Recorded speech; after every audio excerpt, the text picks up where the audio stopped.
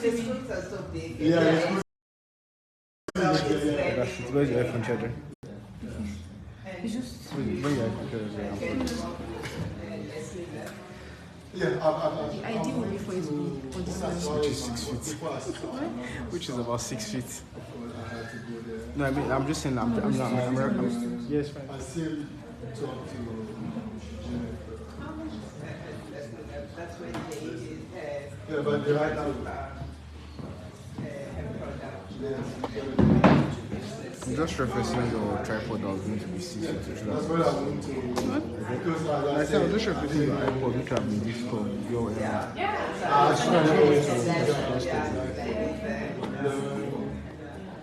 not big enough to do it.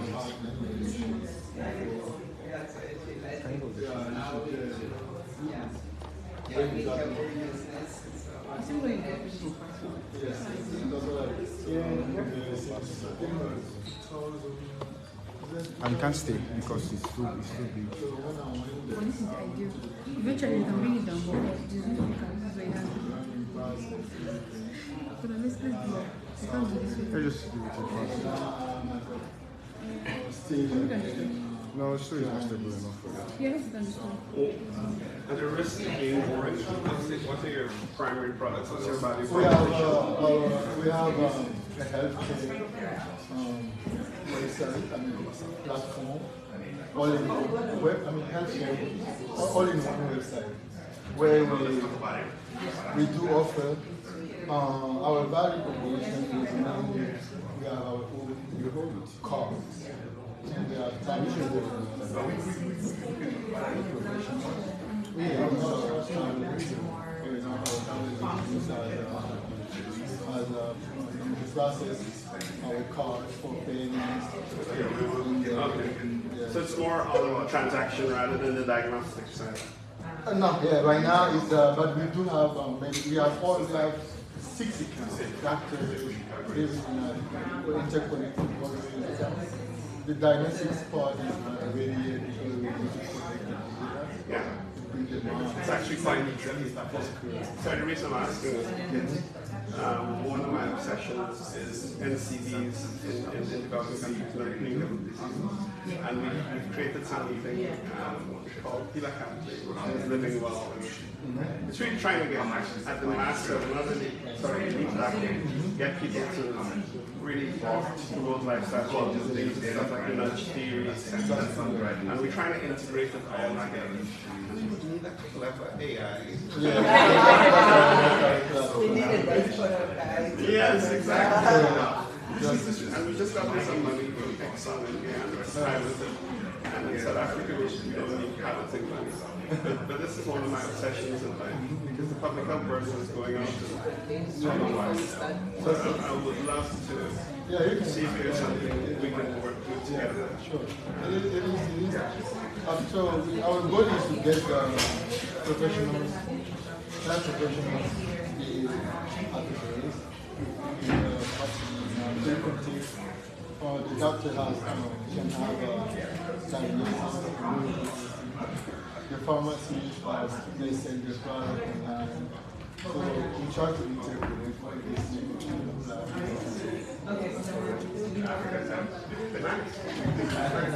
As I said, much better than I could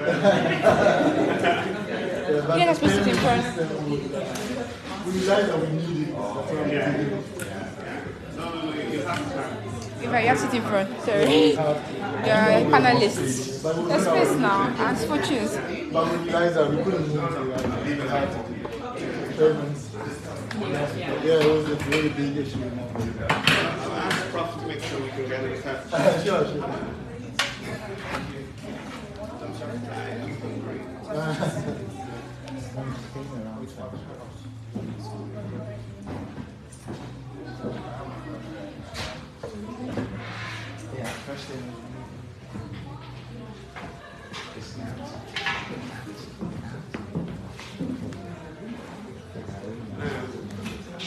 I really encourage you. No, my company is Oh, right, you're there. Are you in South Africa? well, You said your company is based there. Yeah, it's based in. But I do. Mainly French food. Yeah, but even though I do hold the whole thing, right now. Makes sense. You want to develop your home market. Well, when you're interested in going beyond the French school space, there's some people I know who may want to put you on the system anyway.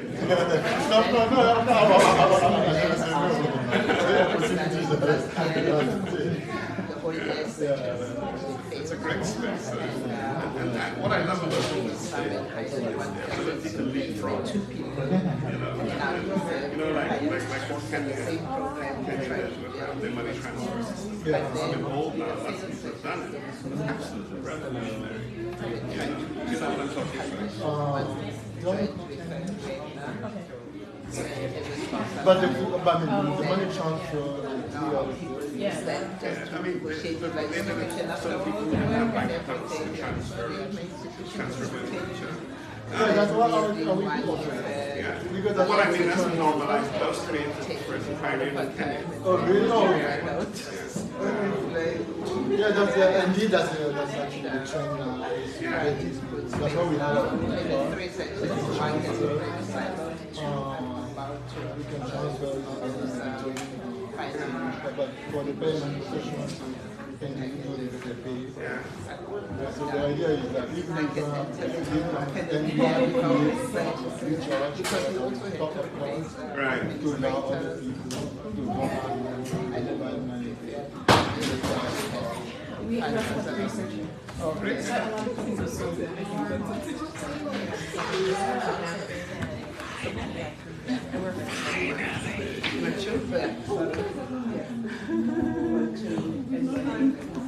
It feels like we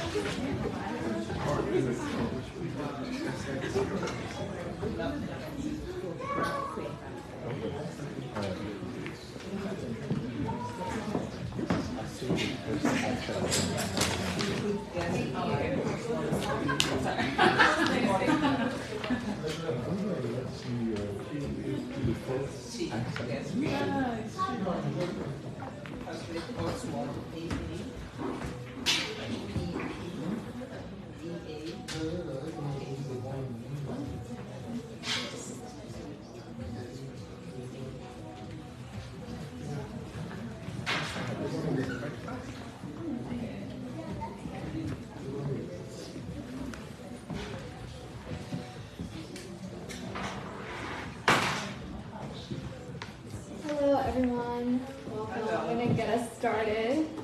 Can everyone hear me okay? Is mic working? Good afternoon, welcome everyone to our second annual AGSA conference. We're so excited to have you all here. For everyone that came out on this rainy Saturday and everyone joining us virtually, we appreciate your time. My name is Iman. I'm a second year student at the Global Public Health School. And I also serve on the board of AGSA as secretary.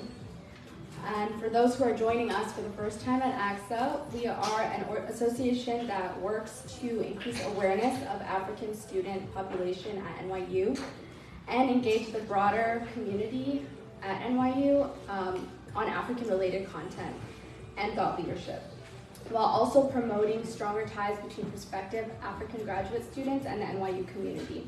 Our key activities include social and cultural events, career development opportunities, community support and outreach, and African advancement. So that brings us to the topic of this African conference. This is our second one, and the theme for today is the role of the African diaspora in the development and advancement of the African continent. We're so excited to be bringing you world-class business leaders, innovators, young professionals, and members of Africa and the diaspora to learn from their insight and ignite meaningful dialogue and collaboration on moving the continent forward. And with that, I'd like to invite the president of AGSA to come up and introduce our opening speaker. Please welcome Ugochi. Thank you so much, Iman. Welcome, welcome, welcome everybody. distinguished speakers, our NYU faculty, alumni, students, guests, and friends. Welcome to the second edition of the African Graduate Students Association's conference. Last year we held this event virtually, and this year we're happy to have it in person. We have some people that are joining us online. They're on Facebook, so Facebook, we see you. Please drop your comments. We have someone assigned to you. Just make sure that your feedback is also mentioned here. So the theme this year is the role of African diaspora in the development and advancement of the African continent. And this is really important because we are all diaspora, right? Because we are not in our countries. So I hope that by the time you leave here today, you'll be filled with a possibility mindset and know how you can contribute to the continent.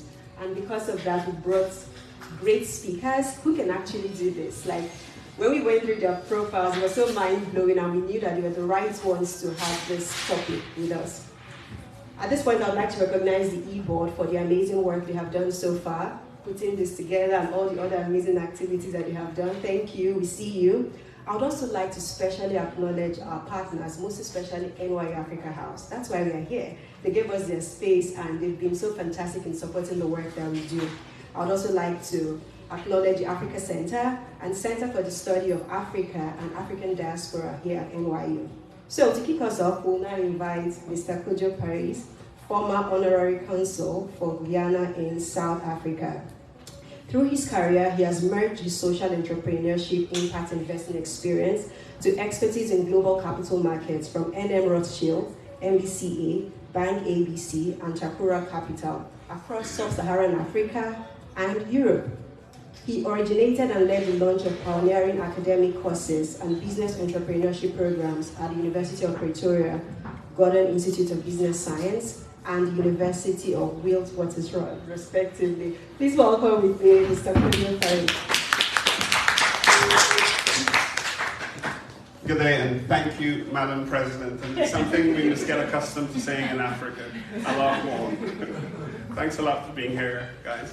And I feel as if I'm coming home a little bit, because the last time I was at Africa House, it was probably 10 years ago or so, when the Stern School organized Africa Symposium around social entrepreneurship. So really pleased to be back, and it's always good to be in a room full of people who are cleverer than myself. So, and also I'd like to really encourage you to keep this group going and really grow it, because there's a real imperative for us not simply to be in the diaspora, but to be in the broader African community. I claim being the ultimate diasporan. I was born in Guyana, descended from slaves who came from near Ikeja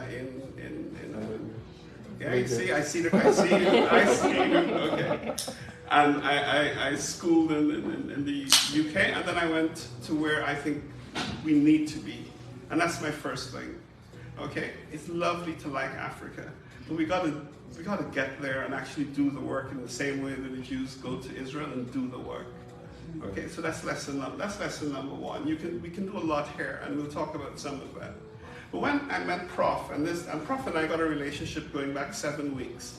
Okay, we met on a flight to South Africa when I was coming up this time, and we did a swap. I said, Prof, I'll invite you to Guyana, where we've just discovered lots of oil, almost as much as Nigeria. Okay, and we've got less than 1 million people. And there are a lot of opportunities there to do stuff. And in exchange, I'd like to come and meet you guys this morning. Because there's something that's puzzled me and sort of worried me in the last few years in my country, and worried me for the last 2 decades that I've been in Africa.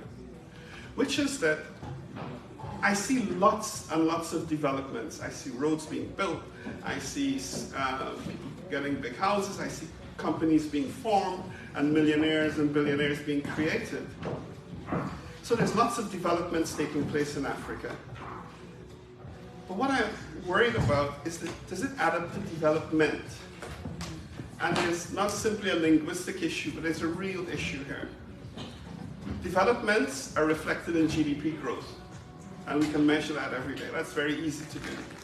But development, where people have better lives, where people can live more fulfilled, where women don't have to be worried about walking in the streets, where people can aspire to live and prosper in their own countries, requires development. And that's an integrated process, probably best measured by things such as the SDGs, the Sustainable Development Goals. And so this dilemma, to me, is one which I'd like to encourage you during today and even beyond to really reflect on. Now, I wouldn't deny anybody the chance to go and buy a Lamborghini or whatever, but you must do it knowing that it's not really pushing the boundaries about development and what happens in the villages. Okay? Now, let me tell you why I feel really able to speak about this. As our president said, I ran entrepreneurship schools in South Africa, 2 of them, at 2 of the leading universities.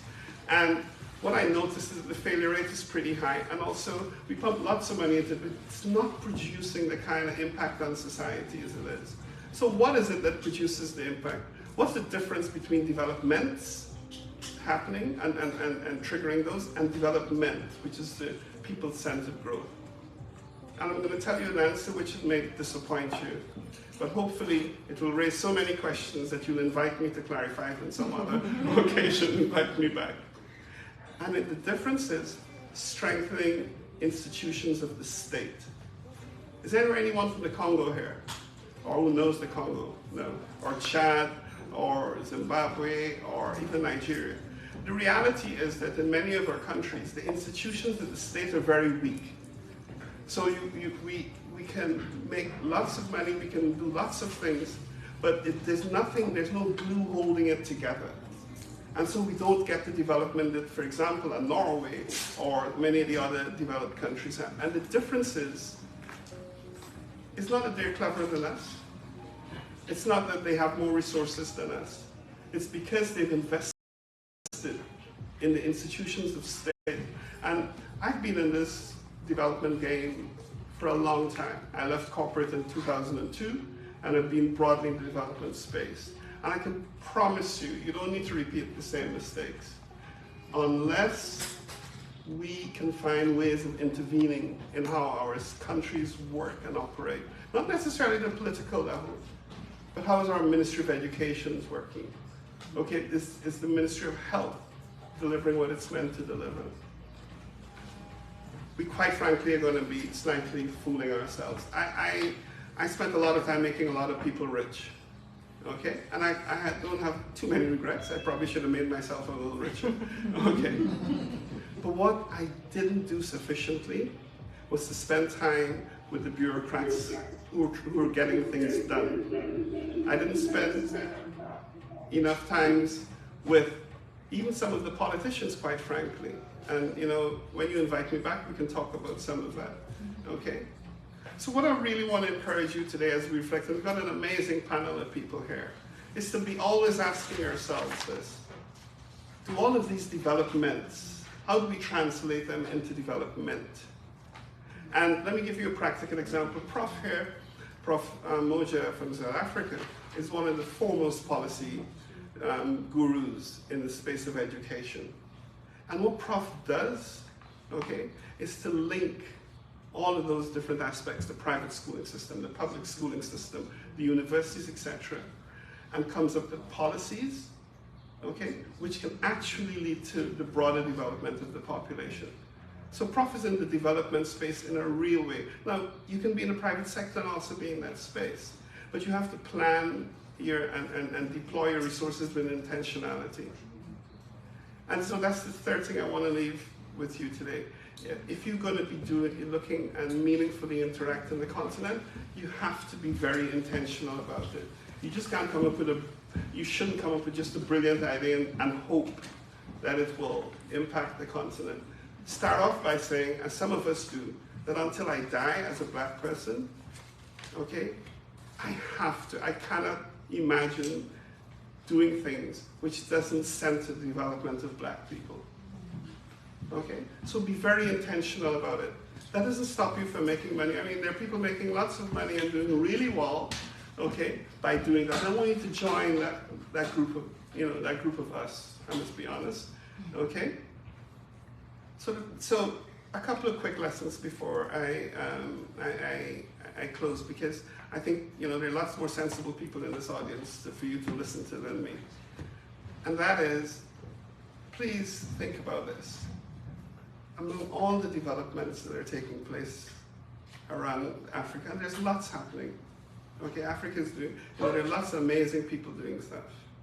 Ask ourselves how we can knit this together and how we can work with the people who are trying to make sure that developments get transmuted into development. So let that be the only thing you go away pondering for me, please. And then in a few months when you invite me to a seminar, we can have a much broader discussion about it. But again, I'm really excited to be here and to listen to some of the ideas and to really learn from you, because that needs to be the nature of it. People like me who are past our prime need to be really reinvigorated by the sort of brilliance and the passions that are existing here today. So Prof, thanks again for kind of hijacking the start of this. And I just wanted to spend a few minutes sharing that little insight with you. And Madam President, we expect that we're going to be seeing you at State House soon. Thanks a lot. Thank you, guys. Thank you so much for that, sir. And yes, of course, I mean, please, if you have the connection to make that happen, I'll be very happy to represent my people, because I'm always up for representing us. I was in Silicon Valley last week, and we were having this conversation about the advancement of the African continent. And I was just there thinking, my people need to be in this room. There are billionaires here, they're venture capitalists, and they're accessible. And so I had to ask them a question. I said, how are you guys going to connect with us? Because we're the future diaspora, right? And we're here. And many of you have mentioned how you got here because you were students. So how? And so we're working on something. Trust me, they're going to work with us, right? So yes.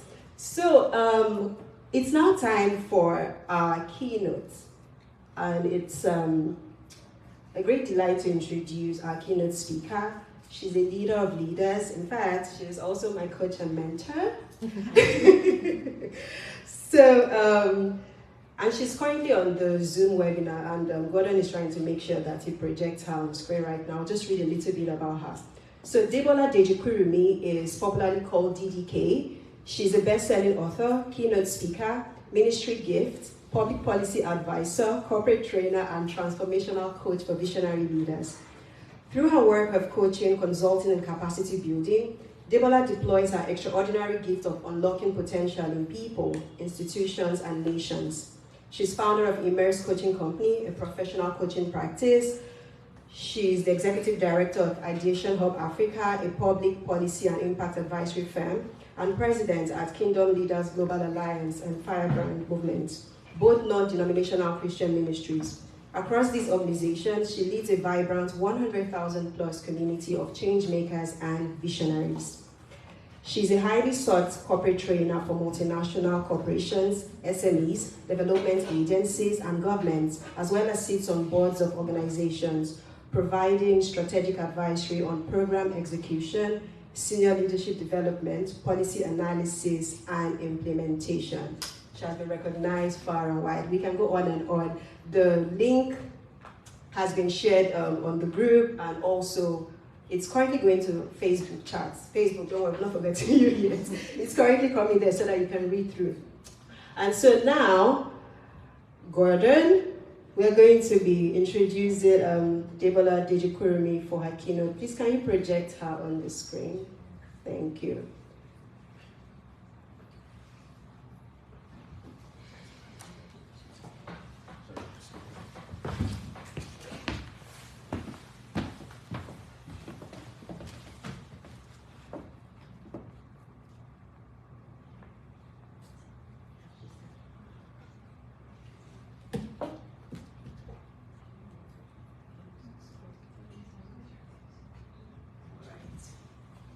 Yes, can you hear us, ma'am? Yes. Okay. Good afternoon on your side. I can hear you clearly. Thank you.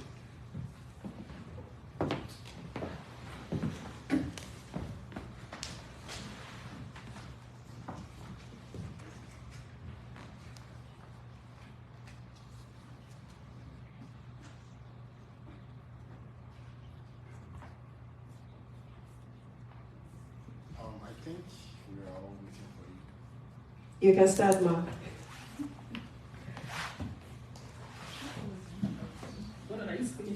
Yes, you can start. We're waiting for you to start. Okay. Good afternoon on your side. I'm delighted to join you at this extraordinary event, your African Graduate Student Association's event. And I bring greetings to you from all of us in Nigeria and across the continent. Thank you for the extraordinary conversation that is already ongoing.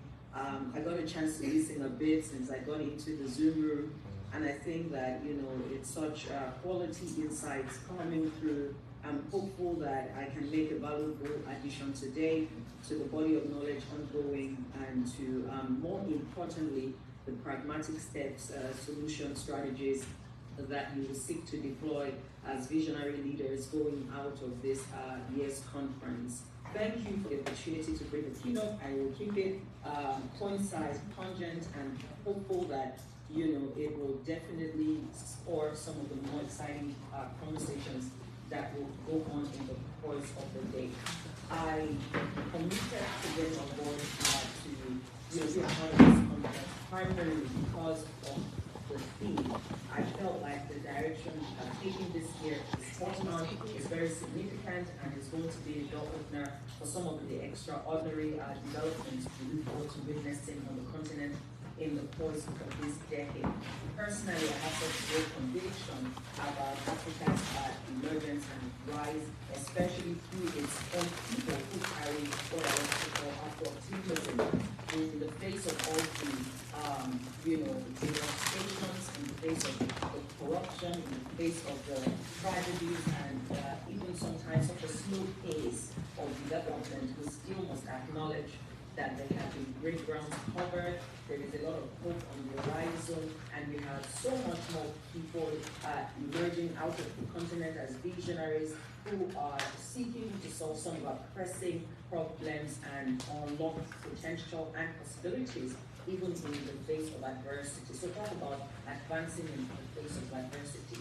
And I feel like the choice to include the African diaspora in the conversation and the process of Africa's development is non-negotiable. You know, the African Union looked at the extensive and influential contribution of the African diaspora and actually recognized it as the continent's sixth region, right?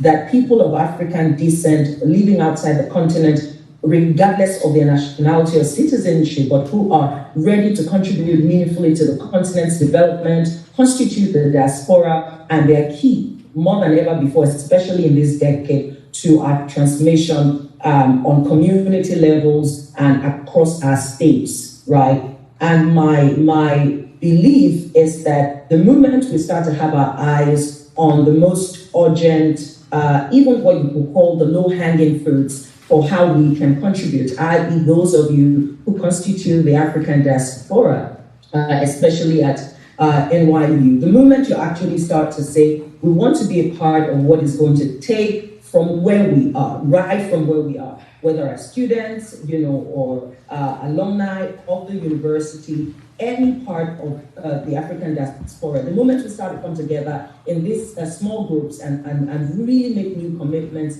about the kind of contribution we want to make, I can promise you that you're going to start to see the impact almost immediately, because the ground is fertile, the needs are enormous, and there is such great access more than ever before. The barriers are lower to actually, you know, use the power of the media and technology, you know, to create contributions on our side, even if you don't live geographically on the continent. I would love to highlight my top 3 to 5 recommendations for where you could play and how that will matter for the continent at a time like this. I feel like we can start off with strategic alliances. If you're a member of the African diaspora and you're actively thinking, how can I be a more responsible citizen of my nation? How can I be a key player? How can I be a valuable contributor? And how can I make my own mark? You really have to start to think about plugging yourself into strategic alliances that have strong connection points to the continent, both within your own nation and across other nations on the continent.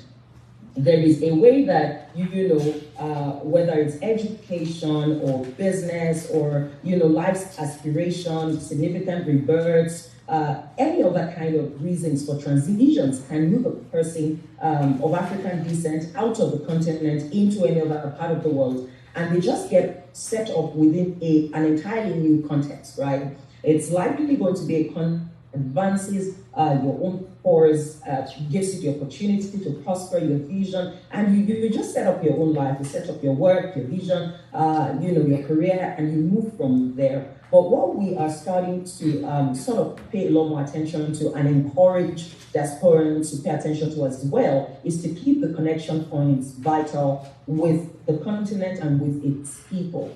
So we encourage that you set up as well as plug into strategic alliances that allow you continue to be to keep abreast with what's happening on this side, as well as seek opportunities to contribute to valuable conversations going on. I lead an ecosystem of social innovators, change makers, especially across the continent, and we're currently in about 24 countries on the African continent. Addition Hub Africa is an ecosystem institution working with non-profit professionals, those who are participating in the policy-making process, as well as young social entrepreneurs. And one of the things that I find really interesting that I've seen happen in the course of this election period for us in Nigeria is I've had a lot more friends who live in other parts of the world who are Africans who have said, hey, GPDK, we want to be part of your policy roundtables, we want to get into the room, thankful for the power of technology that takes away the geographical barriers. And we've seen how meaningful a number of their insights have been just because, you have a richer worldview because your context is now multi-dimensional, multi-influential, multi-systemic, and you've lived on the continent, you're living in other parts of the world, you're seeing things that work, you're seeing new paradigms and new realms of reality that you can offer in terms of insights that can grow how we do what we do. Now, in the past, I know some people have felt like, look, if I can't put money on the table, and money is a great thing, and we'll get to talk about that, maybe my impact won't be felt. But we're saying now that if you begin to plug more into these existing ecosystems, whether for policy making or social entrepreneurship, across all spheres of a society, your contributions will count in terms of those intellectual capital and the advisory that your multi-prism in terms of your paradigm and your realms of reality can offer to us. I think this is a point to kick off, whether you're thinking about what you want to create as Africans in diaspora, or you're thinking about what you want to create as an African in diaspora in connection with your own nation or the continent. The second realm of contribution I am looking to see us, explore a lot more in the coming days is really around the power of value exchange. And this really speaks to being able to plug in your expertise in a defining measure when it comes to your ability to volunteer your skills, your services for own institutions, businesses, you see, and we have a lot of need in this regard. When I was kicking off what we love to call an MBA grade accelerator program for visionary leaders, it's running in its second year and has graduated over 100 C-suite leaders within different industries in Africa. One of the very defining opportunities that I had was to have a few friends from Harvard, from Stanford, and a few other universities, Ivy League universities, and we got them on board. In fact, Ugochi, of NYU was part of the conversation, and it added significant value to what we're able to create. So this value exchange is really about your willingness to sit on our boards, your willingness to consult for local businesses, your willingness to volunteer your skills, your services, you see. And even if you consider getting paid for offering it in subsidized fashion, what we hope to achieve with that is to create this this injection of weighty value, that you have acquired because of the richness of the systems and the richness of the educational institutions and infrastructures that you had access to. I believe that this is going to be a covert, undercover, but very powerful way to radicalize the quality of our industries and the quality of expertise that is available to us on the continent. Today, the World Economic Forum continues to put us on the lowest 10% percentile when it comes to the Human Capital Index. It continues to say that Nigeria in particular, but many African countries are sitting in the bottom rung of the Human Capital Index. And this speaks to impoverishment when it comes to the utility of human capital and the degree to which our people are employable and have the requisite skill set to really create solutions within their own spheres of influence and to participate in economic activity that delivers development. So we want to inject the system with expertise, with transmissional thoughts and insights and valuable advisory that has the capacity to expand possibilities for us within our local businesses and our local industries. And I'm speaking to you about low-hanging fruits because my intention with this page or session is to keep the conversation very agile, very useful, so that you can actually explore a utility bias and move quick, to possible action. Number 3 key contribution that I would love to recommend on the basis of, my consulting and coaching experience and what I believe would work would actually be to participate in social entrepreneurship. For us on the African continent, social entrepreneurship is a definitive and very defining tool of engineering a system that is structurally deficient. We have market inefficiencies, government inefficiencies, and we have systemic inefficiencies. The closest cost-correcting intervention that we have going on to deliver public good and to support vulnerable populations, to build our communities and contribute meaningfully to our economies in the presence of inefficiencies in government is actually through the breach of social entrepreneurship. The third sector is the second most significant engine for development on the continent of Africa. If you know a non-profit, a non-governmental organization, a social enterprise, an impact-driven business that is seeking to create solutions, whether in education, healthcare, gender advocacy, economic empowerment, energy and environment, whatever arena, girl child advocacy, and you feel really pressed, you feel really burdened, that looks like a space for legacy work for you. We really want to challenge you to invest in social entrepreneurship. Let your money really, go in the direction of your passion, your desires, your interests. And we have a lot of, very well structured, credible non-profit organizations, social impact institutes that we could be plugged into across the sustainable development goals, or what we call social impact areas. In Africa, there are about 21 social impact areas that have real, field workers who are going into inaccessible spaces and, rural communities to really turn on the light and make a difference. And, I know that the African diaspora have been discouraged because of those who, mismanaged, philanthropy and layered again the greed, the corruption that already exists, with human nature on that altruism that had led so many philanthropists, donors, and grant makers to step into the continent to support the work that we do along the lines of social entrepreneurship and impact making. But we are challenging the African diaspora community again to take a new look at the power of social entrepreneurship in really accelerating the kind of development that we want to see on the continent. With the work that we do at Ideation Hub Africa, we're becoming gatekeepers for a lot of these social impact organizations and non-profits, and we can lead you in the direction of a lot of credible change makers who are seeking support, especially financially, looking out for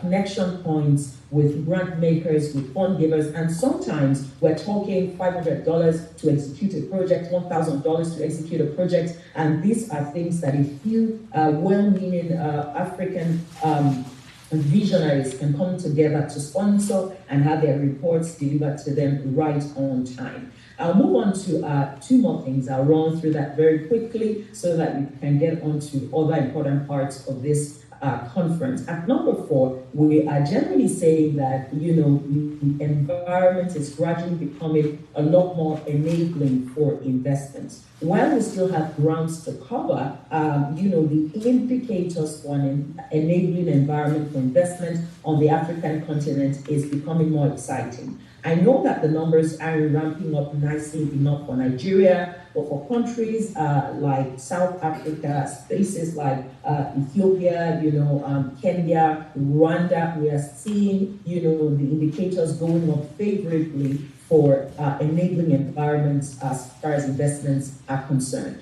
And so you're looking for, fantastic investment opportunities into local businesses that have extremely creative ideas with a ready market. You should be keeping your eyes on the continent. There's so many startups, opening up on the continent that have just such a powerful idea or concept that we believe will also impact significantly on the well-being of the people as well as the development of the continent. Finally, we want you to explore academic partnerships a lot more.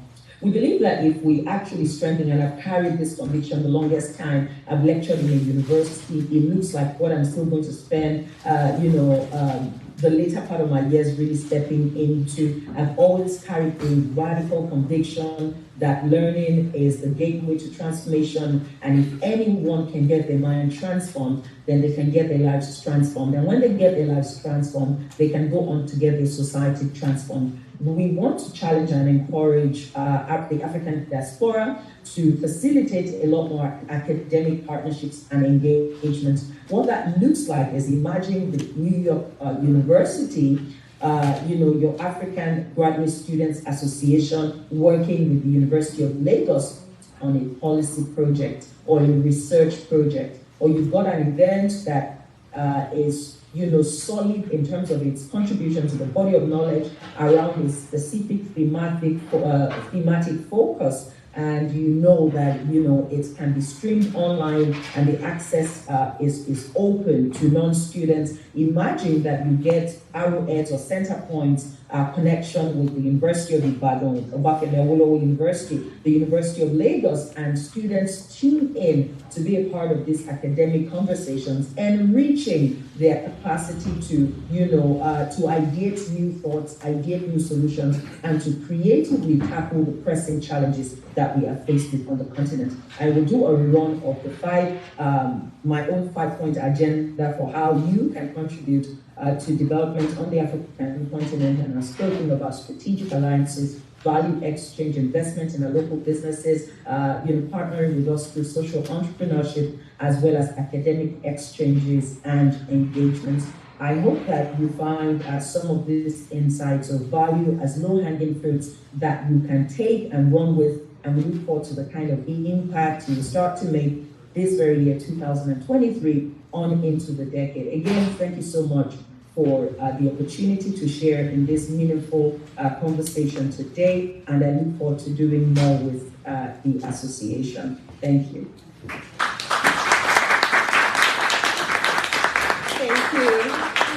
Thank you so much. You just gave us a 5-point agenda. Can we read it out from the crowd? What was the first one? Strategic alliances. Strategic alliances. The next is? Value exchange. Awesome. Next? Local businesses. Yes, and there was the other one? Partnering through social enterprise. You're the only one talking. I think. We need to find a gift for here. We need to find a gift for here. Okay, so thank you so much. Yes. Please put your hands together for him. So, thank you so much, DK, for joining us today. We appreciate your time and expertise. Yes, it was very audible till the end. Yes, it was very odd. By the way, people, DDK's birthday is in a few days. Can we all say happy birthday, DDK? Happy birthday. Awesome. Thank you so much for joining us, man. And now, we are going to move on to the next thing, which is the faculty panel session. Gordon, rather, I will need your help up front.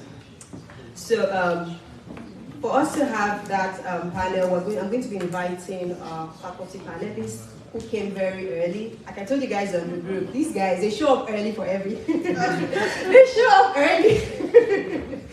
So the first person I'll be coming up is Dr. Janet Njelisani. She's an associate professor in the Department of Occupational Therapy at NYU. Her research is centered on understanding the school violence experiences of children with disabilities living in sub-Saharan Africa, how communities are responding, and how the field of occupational therapy can address disability-based violence. These lines of inquiry complement her methodological work that develops culturally attuned approaches to qualitative research. Please make welcome Dr. Janet Njelisani. We also have Dr. Kone, who is the co-founder of Emira AI. Who has used ChatGPT? Or more like, who hasn't used ChatGPT? Okay, everybody, yeah, because that's the way we should be thinking. So, he's the co-founder of Emira AI, a technology innovation company located in the heart of West Africa in Burkina Faso. Emira develops data-driven and artificial intelligence solutions in e-health and e-business. It also has two platforms, Emira Care and Emira Pay, that offer solutions to healthcare professionals and small and medium businesses. He also teaches machine learning here at NYU. Camden. Please make welcome Dr. Kwede. And so when DDK was giving her 5-point agenda and she talked about partnerships, academic partnerships, I was smiling because that's why we brought Dr. Teboho Moja. She's a professor of higher education here at NYU, an extraordinary professor at the University of the Western Cape, and a visiting research fellow, Center for the Advancement of Scholarship at the University of Pretoria. She's the NRF Lifetime Achiever 2019 and achieved an honorary doctorate from the University of Pretoria in 2021. Please make welcome Dr. Teboho.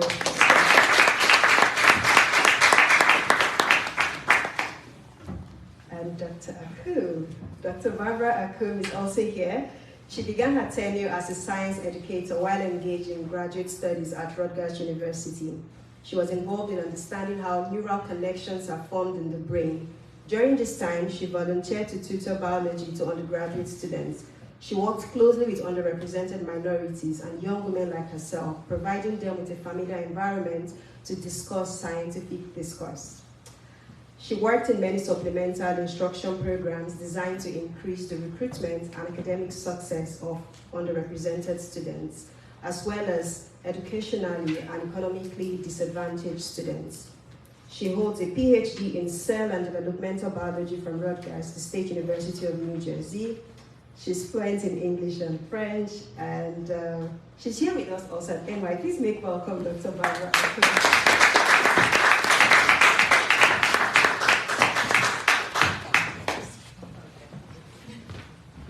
Why are you all moving? No, you don't have to move. No, you don't have to move. Okay.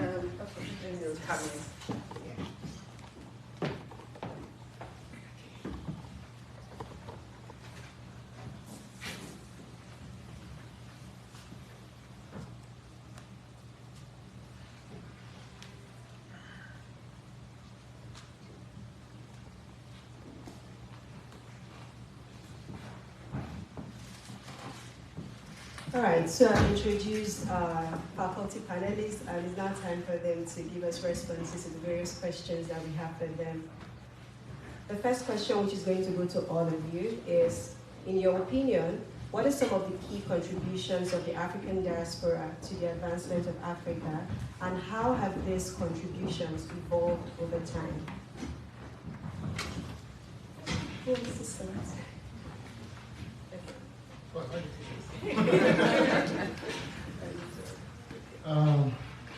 Well, I think at the beginning we just used to think of sending money.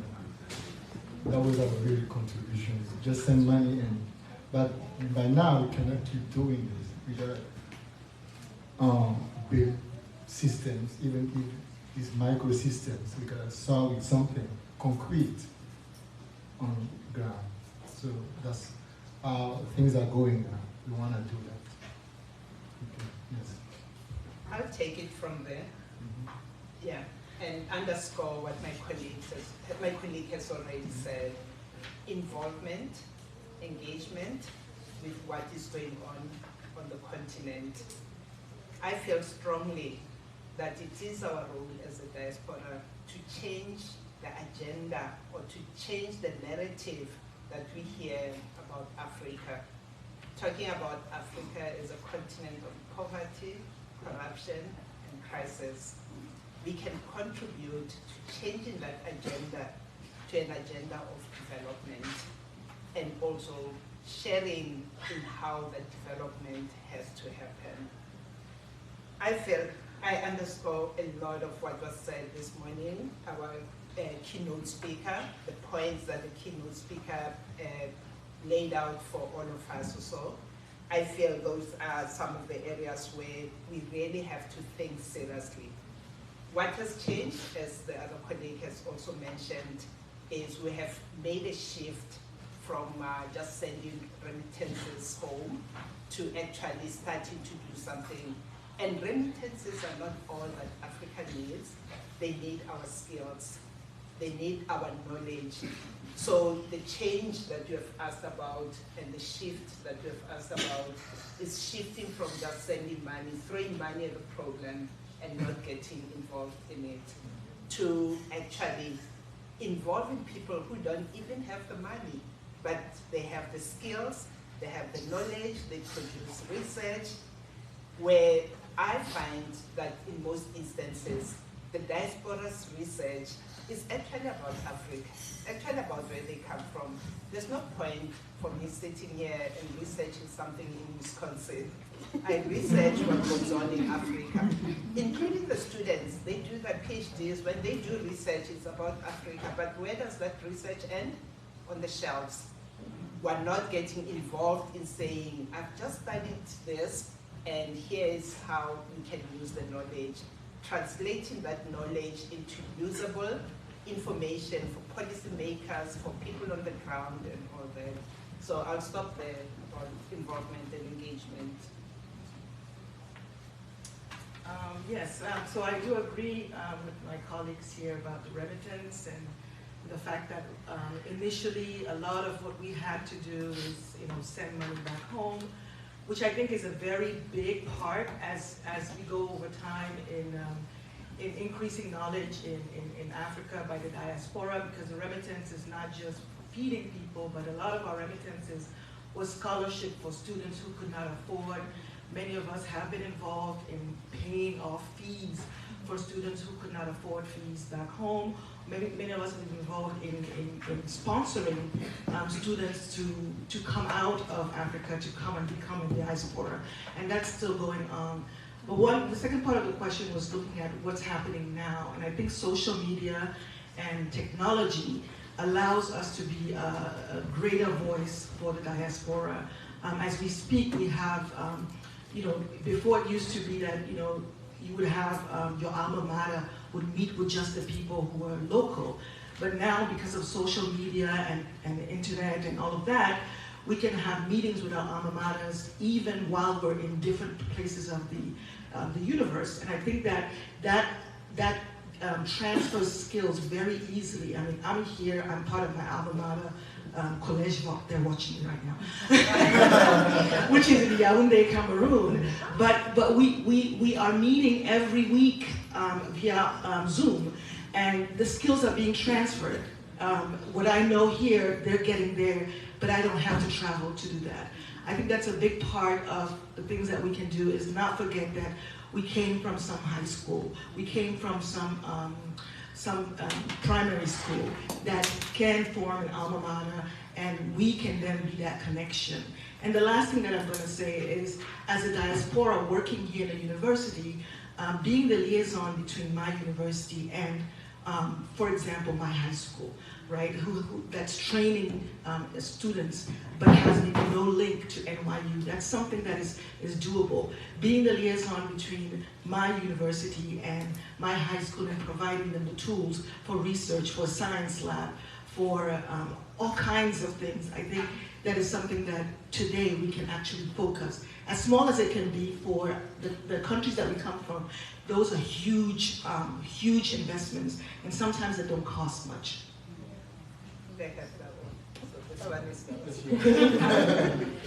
I'm not able to speak in regards to being a member of the diaspora community. I have been fortunate enough to be privileged to collaborate with a lot of researchers, academics, policymakers that are here in the US, the Canada, and UK throughout my work.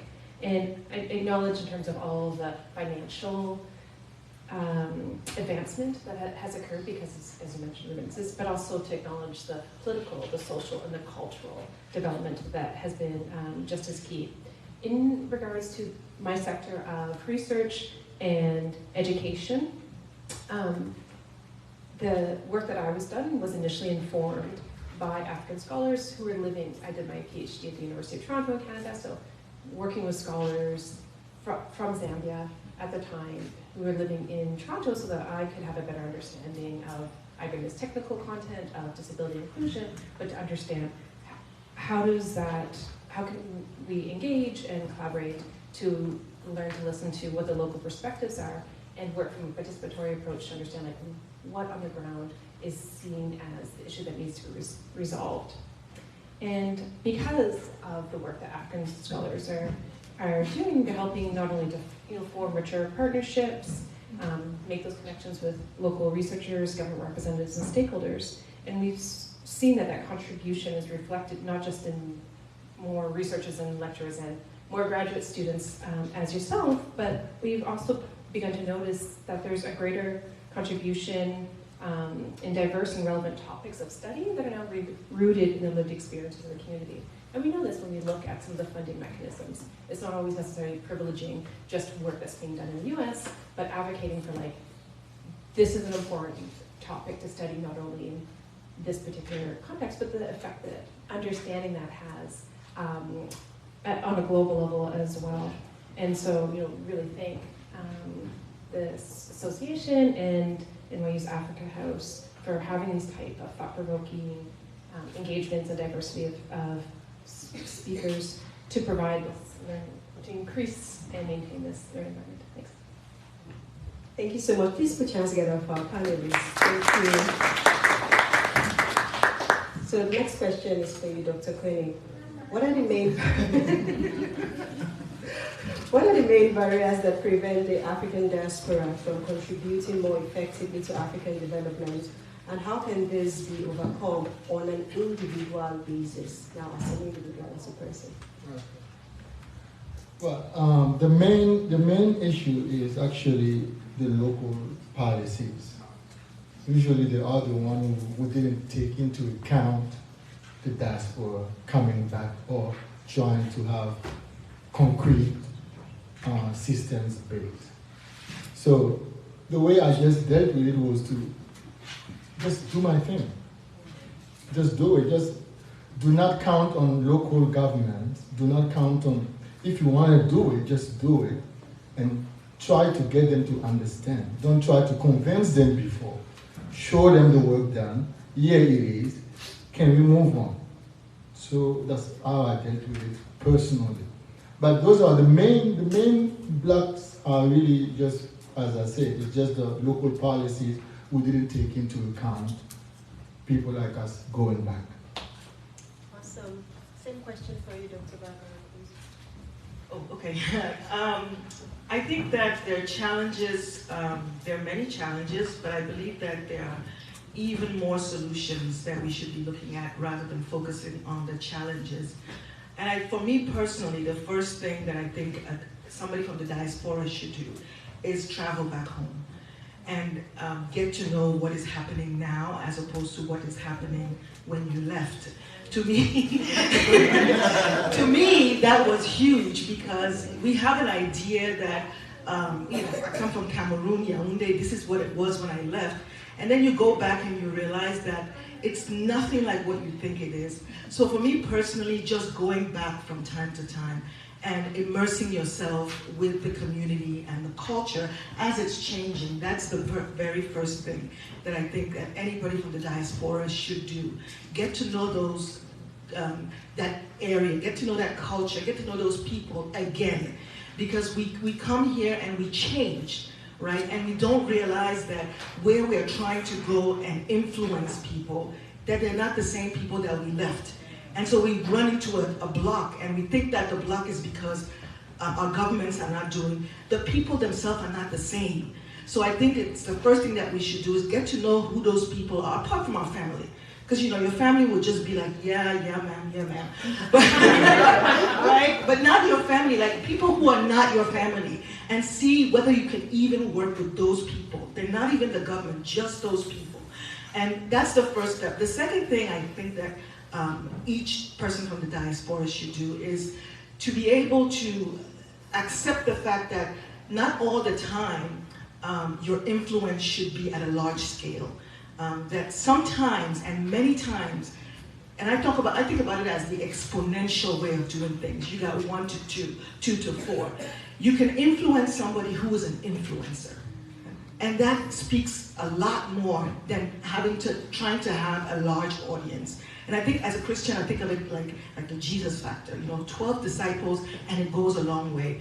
And so for me, every time I have an opportunity to meet with somebody from my country, or from any country in Africa, the influence we should think of it as this can go a long way. You never know who you're influencing. And so partner with anyone that you can partner with, because you never know who you're actually partnering with. So that's something I would say. Thank you so much for that. I really like that example, because you just never know. That one person can be the person that would influence a million people, And so don't disregard when you have to just work with one person. Don't look at the numbers, just do it. Like when you said just do it. I thought of me. Okay, so how can African governments and institutions leverage the skills, expertise, and resources of the African diaspora to address the challenges facing the continent, such as poverty, inequality, healthcare, and climate change? And this is for you, Dr. Moja, and also for you, Dr. Hayes. Thank you. How can governments and institutions leverage what's out there? I'll start with a story of how they don't leverage that. They say the diaspora is having abandoned the continent also. And I'll share 2 examples of my own personal story. There was a time I was nominated on one of the UNESCO boards to serve on it. And I needed an endorsement by a country. It's almost like reference. And the minister who was in charge then said, but she's not on the continent, she's not in South Africa. The representation didn't say I need to be based in Africa, so they didn't endorse that. Then there was another incident too, I won't go into that. So how can they do that? I feel strongly that they should reach out also to the agenda. It's a relationship. It's a two-way relationship. It's not just the diaspora trying to sort of go back and try to connect, which is much more difficult sometimes, unless you just do it. But, but for governments or institutions, I have seen a shift with South Africa, but with me in particular, with my involvement. I tell people that I start my day in South Africa and I end it in New York. It takes a lot. Many hours, being up at 3 a.m. to phone people, to talk to people and all that. But what I have seen as paying back on that, my interest in two-way ended up with me being recognized with awards many years after I left. That in itself makes me more committed in doing more. Being recognized with being given an honorary degree, that makes me committed to that institution in particular and want to do more. And I spend more time trying to find the networks, trying to connect them. I'm exposed to the resources here. So what governments and institutions have to do is to pay attention to those people that are out and show interest in them and the contributions that they can make. you heard with my introduction, I hold an extraordinary professor here, distinguished whatever. They don't cost institutions anything. They're honorary positions. They don't pay your salary or anything. But just giving you that already connects you. What does it mean having that title? You want to do something with the institution. And that can go both ways for government, for institutions also. Doing things that don't cost them anything, just showing interest when you show interest too, and make it meaningful. Thank you. I definitely agree in terms of using that political and intellectual capital of community members living here. And when I say here, I mean generally within diaspora. We know, and many of you are going to go on to work for these organizations. They're key influential in terms of like policy and programming on the topics such as poverty, inequality, healthcare, climate change. So personally, I know many members of the Zambian diaspora working for the foundations such as Open Society Foundation and having leadership roles in these foundations. Many UN agencies, Fulbright scholars, those working in finance, advertising, tech, and engineering, and again, many of you are going to be in these positions. So how can governments and institutions on the continent benefit from that intellectual expertise that you hold? So one strategy could be widening the pool of experts who are consulted, inviting people to be on boards, to be on committees who are directing the roadmaps, the action plans of where institutions are headed. And so again, advocating for more of a priority for the recognition of how can that political and intellectual capital be recognized. Thank you so much for sharing. As both of you were speaking, what just came to mind again was one of the things that was shared at Silicon Valley last week, which is the fact that the relationship with diaspora shouldn't be transactional, it should focus on relationship building. And so when we look at these people as we're trying to build relationships, it's going to transcend beyond time, so it shouldn't be transactional at all. So thank you for sharing that. Over to you, Dr. Koenig. Can you tell us more about Emira AI? AI is using this AI to address healthcare challenges in Burkina Faso and beyond. What are some of the examples of how your solutions is making impact in the region? Okay. Before I go to that, let me just explain how Emira AI came to be first.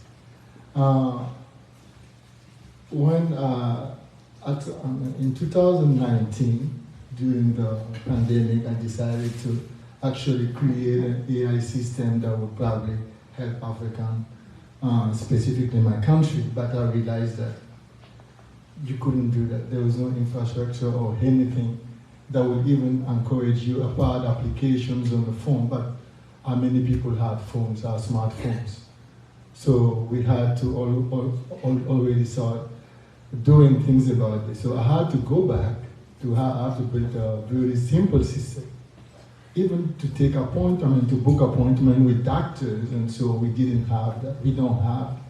We had to go through that, and yet we were trying to play the okay, everything is fine. But after building that system, you realize right away that we don't have a payment system that is accessible to everyone. People cannot pay. They have their mobile money. They can transfer between them, but that's it. And if you transfer, you gotta go pay money to take it out. So we realized that this is a really big issue again. So we had to address that. We had to build another system of payment that would allow people who are in the third sector to actually benefit of this type of systems.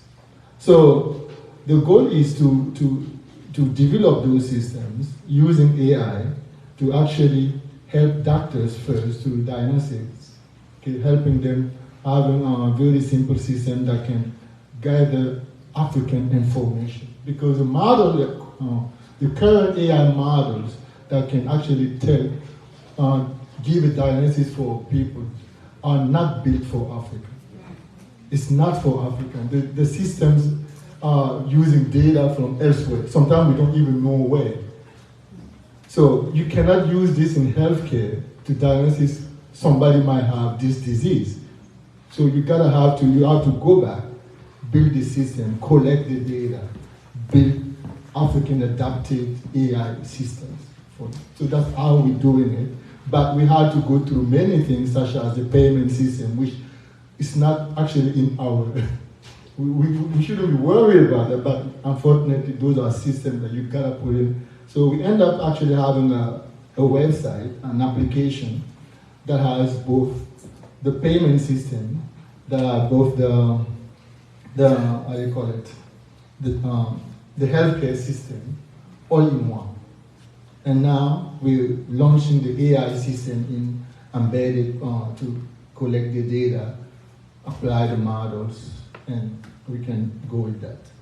Of course, it's called to improve. Yeah, please put your hands together for that. That's amazing. Okay. Dr. Modu. Yeah. So in your book, Collaboration in Development Between U.S. Foundations and African Universities, you discuss the importance of mutual respect and shared responsibility in cross-cultural collaborations. Can you speak more about how these principles can be applied to collaborations between American and African universities, and what impact they can have on improving education in Africa? Thank you. So first, acknowledging that the development agenda is very big, and no single actor can handle it. So we need partnerships, public-private partnerships, that sometimes are sort of seen in a negative way, but we have seen them work very, very well, particularly in areas of infrastructure development and all. Where we're not harnessing them is in the education sector, in the social sectors in general. We tend to harness them more in the infrastructure development or so. So I've seen how many of the private foundations, as an example, in the US, have gotten involved and contributed billions of money for contributing to the development agenda in Africa.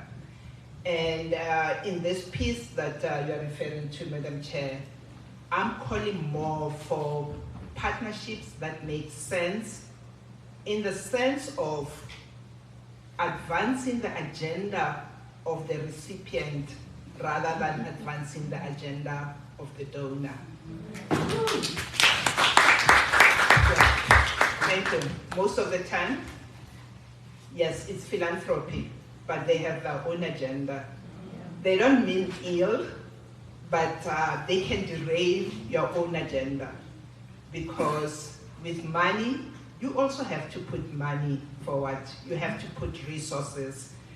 If my agenda is the advancement of women and girls in science and technology, and you are offering me money for gender in another area, I will still agree with you, because there's a little bit of overlap there, but you're derailing what I had in mind. And my engagements with the foundations here, and I get involved with a lot of them, I've done assessments for them and so on, I always say, you are the ones who have to adapt your agenda to the agenda of the recipient.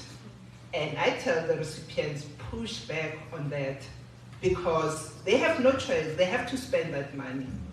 You know that private foundations invest in the stock exchange and all, and a certain percentage has to be spent. So if you refuse the money, they will listen to you, or they will go to somebody who's just desperate who will want to take it. So they're willing to listen, and we need to have that. Most of the time, they want to convince themselves that the agenda that advances is the agenda of the recipients in Africa. They say, we have gone there, we have consulted and so on. But if you go back and talk to the people who are the recipients of that, say, no, we just agreed so that they can give us the money. We need the money. So I'm talking about really respecting that collaboration, really being genuine with it, and being firm on what you see as your priorities. and rather say no to the money sometimes and use their little resources to advance their priority. Thank you. Thank you. I really, really love that. I really love this because someone was complaining last week. She runs a non-profit in East Africa, and they came and they offered her computers. And she's saying, I don't need computers. If you give me these computers, it's going to be cost for me because I have to train the person that will need the computer, that will use it, and then he has to train other people. What we need is a clinic, an actual clinic, you know? So it's also feedback for us that as we go out and we're working with these organizations, we mention that they have to have conversation with the recipient. Don't just build a solution from your office in the US. Talk with the actual person who is going to use it and be sure that that's what they actually need. Thank you so much for sharing that, ma'am.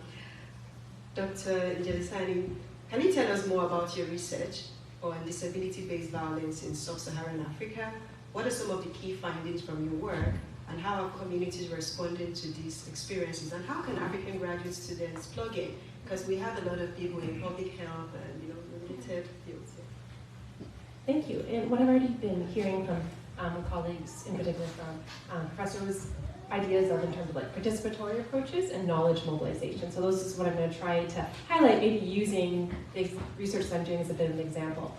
So how I got in to do my disability-based research is after I finished my PhD, I was working with UNICEF on their data and analytics team, and we were helping to build a household survey to look at why are children out of school.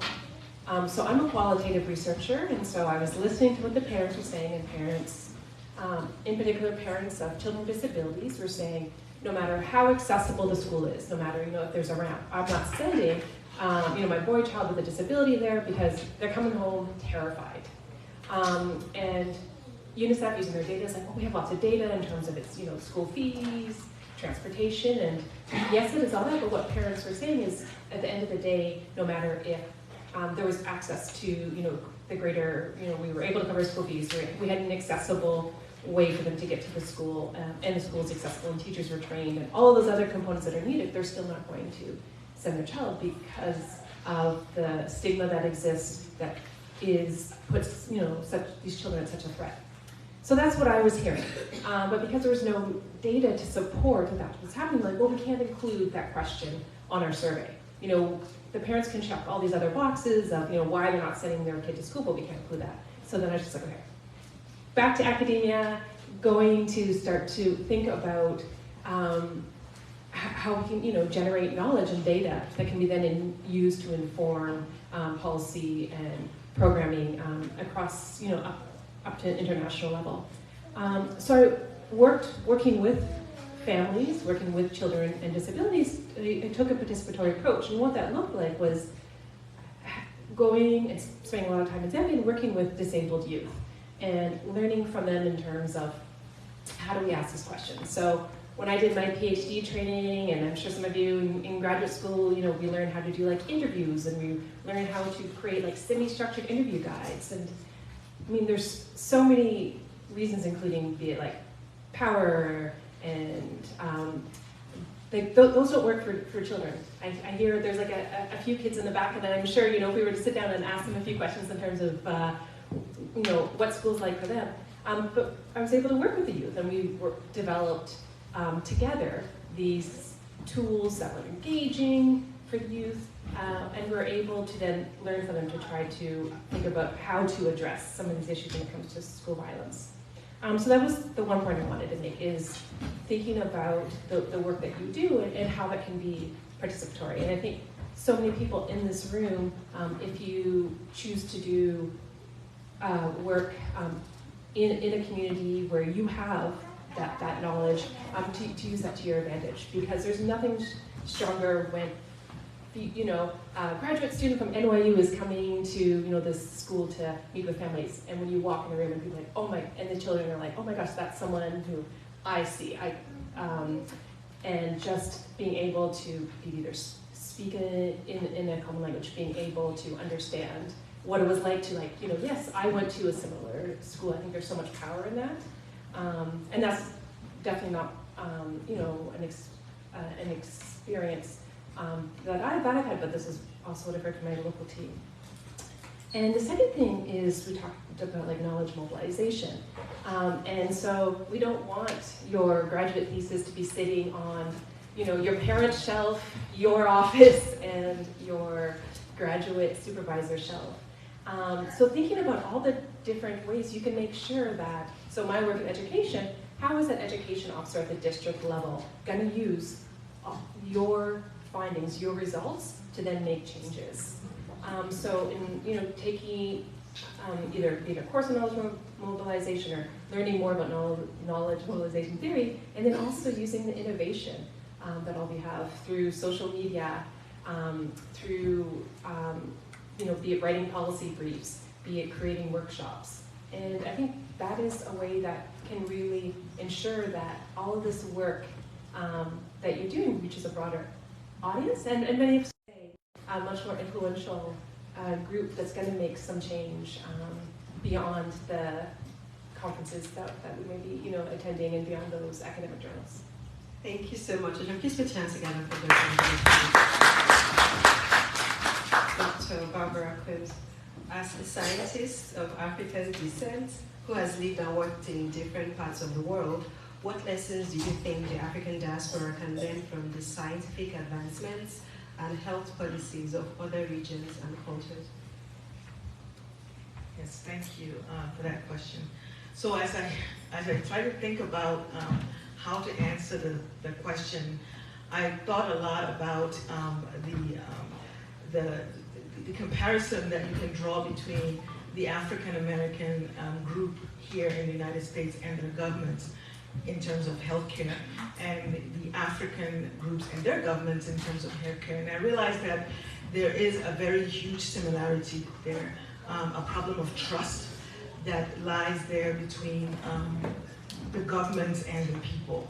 And because of that, I think that as an African diaspora who's living here and seeing what's happening here when it comes to healthcare in those populations, it's the same thing that's happening in our countries, where we don't have trust in our governments, we don't have trust in our health departments, in our doctors, we don't have trust in anything that comes from that way.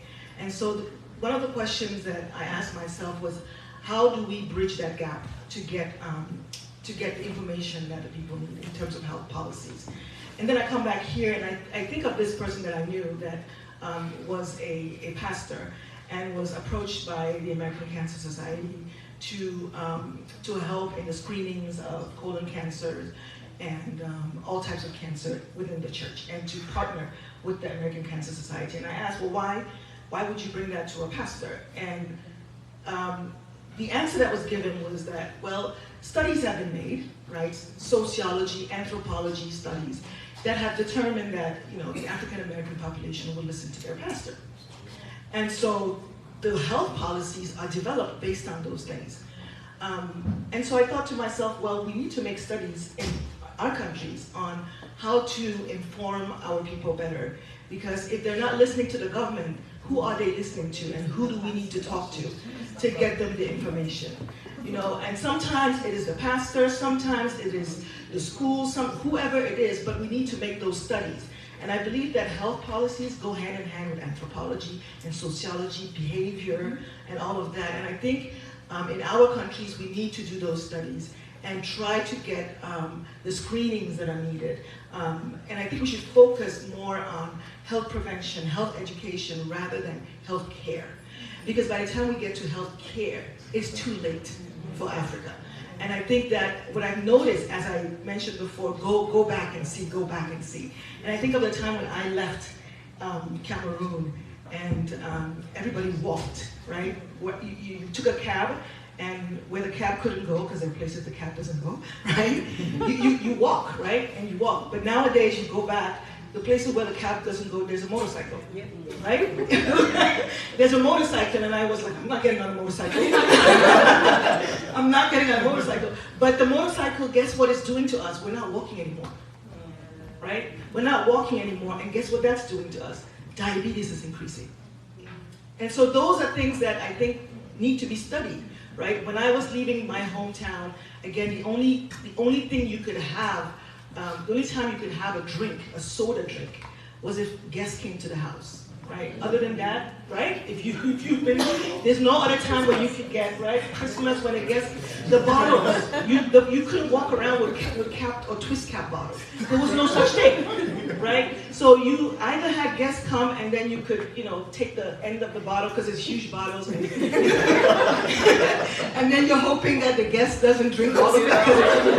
Y'all know what I'm talking about, right? Right? And that's when the guest goes, like, oh, everybody runs around to get the rest of it. And that's it, right? There's no twist cap bottles, there's nothing. So if you get up and go to work and you're thirsty, that's it. Today I go back and there's twist cap of soda every single place. And guess what that brings? Diabetes. And so the rate of diabetes in our countries has skyrocketed, right? And so the questions that we have to ask are not just how to care, because that involves the government. And I'm not saying the government shouldn't get involved, but I'm saying that there's other things that we can do that does not involve the government. And I think that as diaspora, we should do those things. We should educate our children, educate our family, promote the health behaviors that are being promoted all over the place here that are free.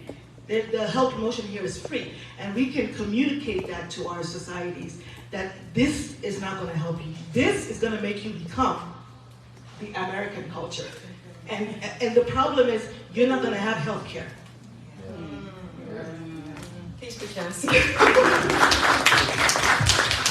I'm interested in when you left Kenya. Seriously. Okay. So Dr. Kwede, how do you envision AI transforming the business landscape in Africa in the coming years? What industries do you see as having the greatest potential for AI-driven innovation and growth? All right. To me, actually, I think we should focus actually on small systems.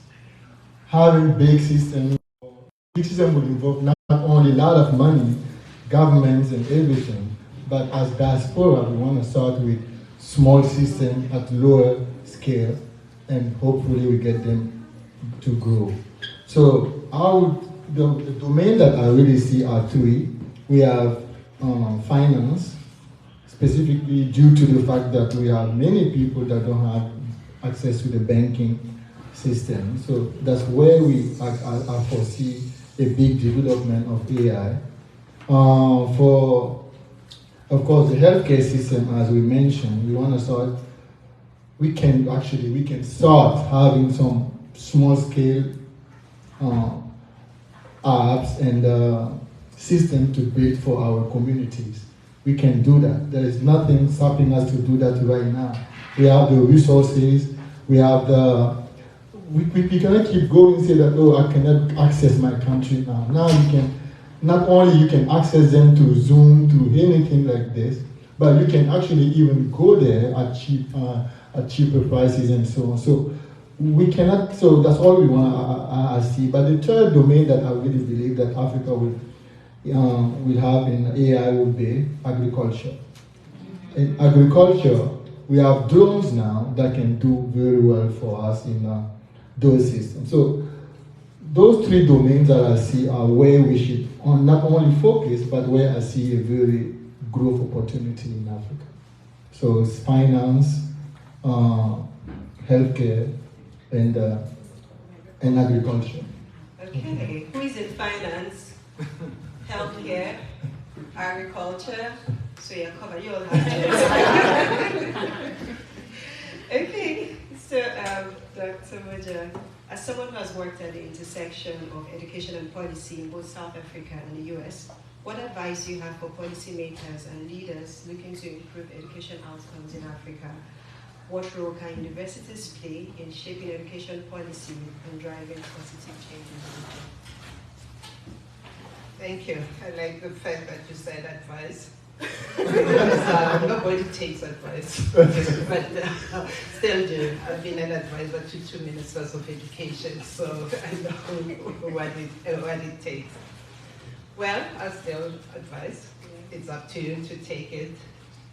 There are lots and lots of ideas out there on what should be done, what can be done, how it can be done, and all.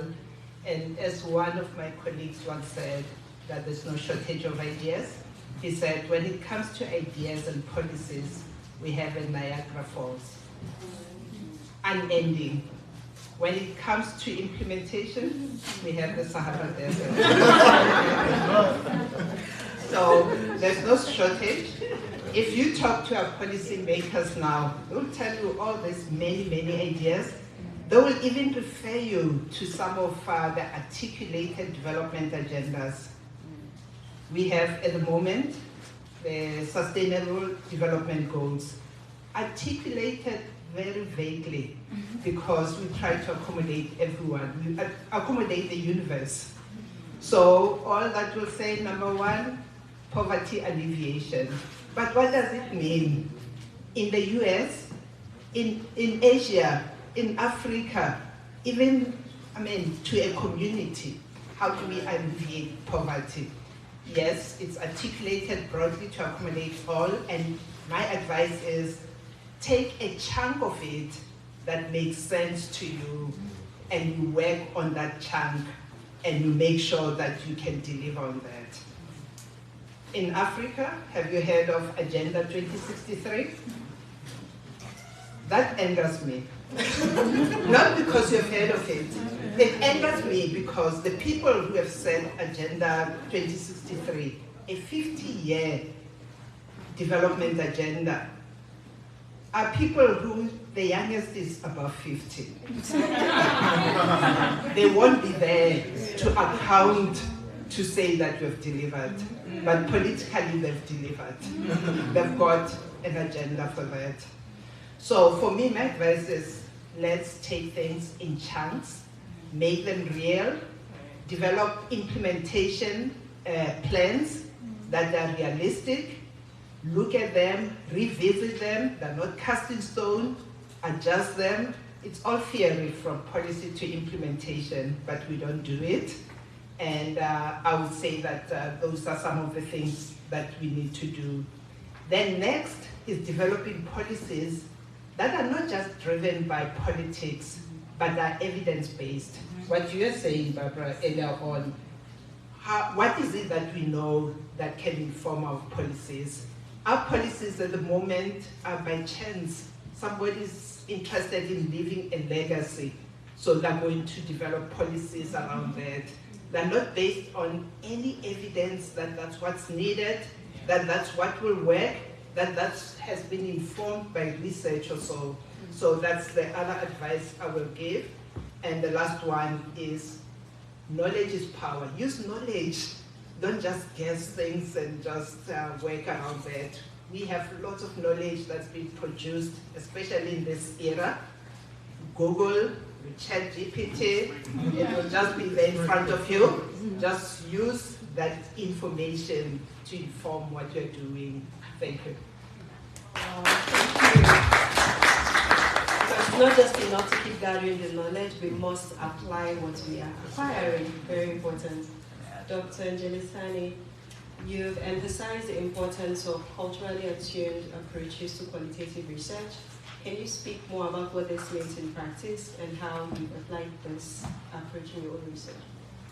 Yes, thank you.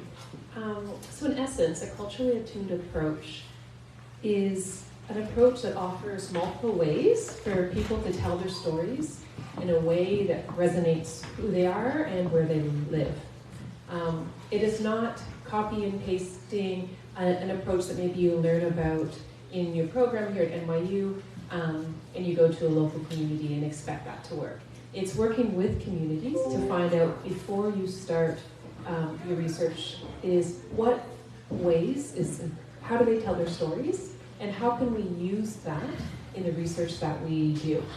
And a lot of this requires creativity, innovation, and so even though I am a health and education researcher, the skills to do this go beyond those fields.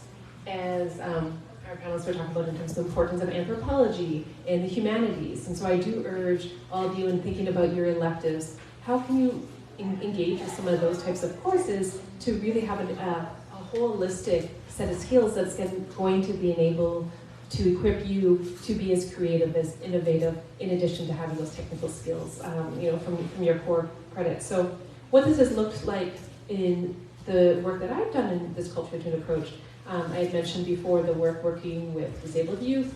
And so what we now use is cartoon captioning. We use music and photo elicitation. We use sentence starters. We use vignettes that youth have developed. And it looks very different, again, when I think about, in my qualitative research textbooks, about creating this, formal, semi-structured interview guide. But not only does the approaches resonate with people that are involved in the data collection, but also the data that is generated offers perspectives that otherwise would have been understood, that would not have been captured. So I, as I said, encourage you to think about how you can build your skill set to enable you to, have those skills that encourage innovation in whatever field you're in. Okay, thank you so much for sharing that. Dr. Barbara Cruz, as a scientist, what advice would you give to young people in the diaspora who are interested in pursuing a career in STEM fields but may face systemic barriers and biases? Yeah, that's a great question, a $100 million question. So, I'm in the STEM field, and it's what everybody wants to know. How do we get an increase in diversity in the STEM field? And a lot, at NYU, for example, a lot of the students who are in the science and the biology are from the diaspora, right? It's a good thing. But again, if you're from the diaspora and you have children here, they might think that this is an area where there's a lot of bias, there's a lot of discrimination, there's not a lot of people who look like them, et cetera, et cetera, et cetera. And what I tell the young students that I meet, and I meet a lot of them all the time, is the first thing to know is, who are you, right? Who are you, not necessarily whether you're black, you're white, who are you in terms of what are your strengths and what are your weaknesses? I think as a young person, that is important to know who you are. Where are you strong, where are you weak? Not what they say you are, but what you know you are. I think that a lot of what the systemic barriers have to do with things that are not real. And those unreal things get in the heads of the young people. And the only way to counteract something that's in your head is to speak to it yourself and tell them something else. And I tell the young people that if you believe that you are able to do science, then you are able to do science. You just have to find a way to do it, and period. And everybody will know that you can do it. But it has to start with what's inside of you. I have many students, I teach biology, I teach genetics. I have many students who believe that they can't do it, even if they're there. They may be there because their parents put them there, because their community said, you're our token, because there is such a thing as a token, right? You're our token black child, so you have to go there. And so you have to deal now with this student who's here because they're the token, right? And they have to represent they have always represented the black child that's in STEM, but that is not really what they want to do. So I think as a person from African descent who went through STEM in this country, knowing what I wanted to do was the most important and the most powerful thing that I had, because I was told many times that you can't do it, and I told myself many times that yes, I can. And I think that as a faculty, that's what I try to get my students to understand. That if you believe you can, you have to somehow get rid of the fear, the imposter syndrome, all of those things that make you feel that you're not in the right place, that you belong in sociology or anthropology or the humanities, which yes, you can go there, but it shouldn't be because you cannot do STEM. It should be because you want to do those things. And so that's one of the advice that I give. The other advice that I would give to young people is to take advantage of the resources. There are so many resources that are in place by the federal government, by the state, by the school, to increase diversity in STEM. And the students are not aware of it, unfortunately. They are not aware of it. They're sitting in, I don't know what they're doing, but they're not aware of it. And so part of my job as a faculty who's involved in hiring underrepresented for SERP, for summer programs, and is getting students to know that these opportunities are, they don't even pay you.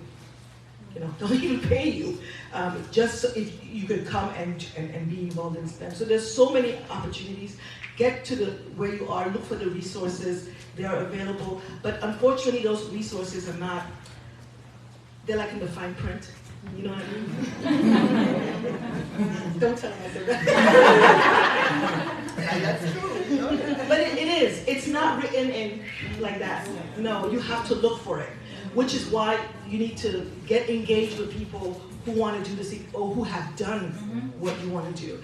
Because those things are not written in the front of the book. You're going to have to look, and you won't be able to look at it. So it's important that you look at the resources, get a mentor, number 3. A mentor knows where to look. And you might not know where to look. I will finish with my story. When I was applying for graduate school, I came from Belgium.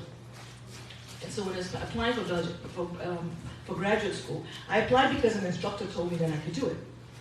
And so I applied, and I wasn't accepted at Rutgers. I wasn't accepted because, quote unquote, the GPA that I came in with from Europe, when it comes here and they translate it, you think you have 14 over 20 and that's the best score. Here, what is that? Okay.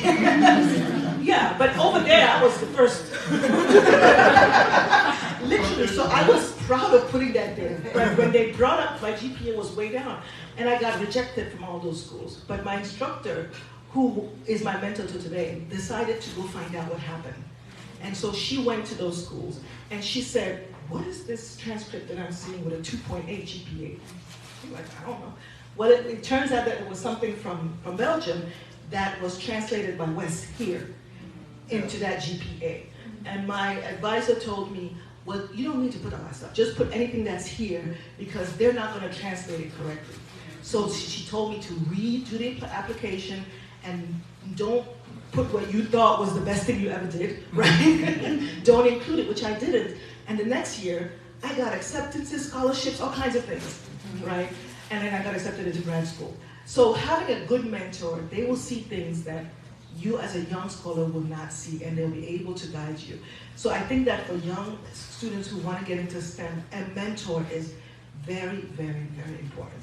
They will help you make the right decisions in terms of the types of class that you need to take so that you get the right GPA. Because there's certain combinations that you should not take, right? Right? And nobody's going to tell you that. But there's certain combinations that you take, you're on the road to failure for STEM. Right? And you wouldn't know that because, unfortunately, as an African diaspora, the system here is not designed the same way. The system here is designed where you have to figure things out, whereas the system from where I come from, it's all figured out for you. And you have to know that. And so if you have to figure things out and there's nobody helping you, unless you have a lot of money to pay somebody to do, the Indians, the Chinese, they do that. Our diaspora, we need to learn how to do that, to get that support group, to teach our young ones how to get into med school, how to get into grad school, what are the things that they need to do.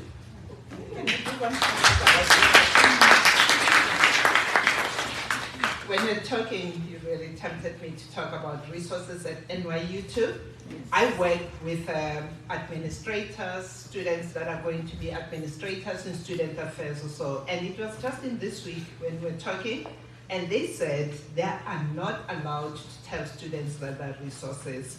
Only when a student asks that you shouldn't advertise that there are resources, but only give information. So go out and ask. And I know in my department too, we give to students who come and ask like, hey, I'm really struggling to pay my fees this semester. And we say, okay, there's money. But we don't come out and advertise. We have money. We are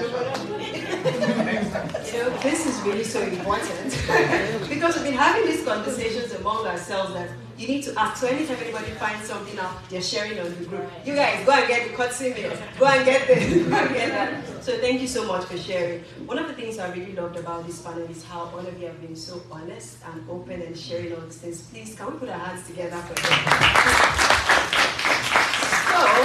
So that it doesn't look like the conversation has just been from this side. We have chance for one question from the audience, just one, because we're trying to really do good on time. And yeah, just one. Okay, Deborah. I'm trying to fill up my question because I wrote it. Is it a lot? No, it's not. I have two questions, but I'm going to ask one. So the question is about how you can build resilience, right? Because using myself as an example, I can confidently look at this room and say that I'm literally the only person from Northeast Nigeria. So that's one. And it feels really lonely out here, especially if you're ambitious and then there are lots of things you want to do, but then you find it difficult to find people from your own place that you can partner with, that you can work with. So how do you build resilience to be able to follow through when there are like several levels of headwinds that you have to go through to be able to achieve your ambition in making change back home in Africa? So one person.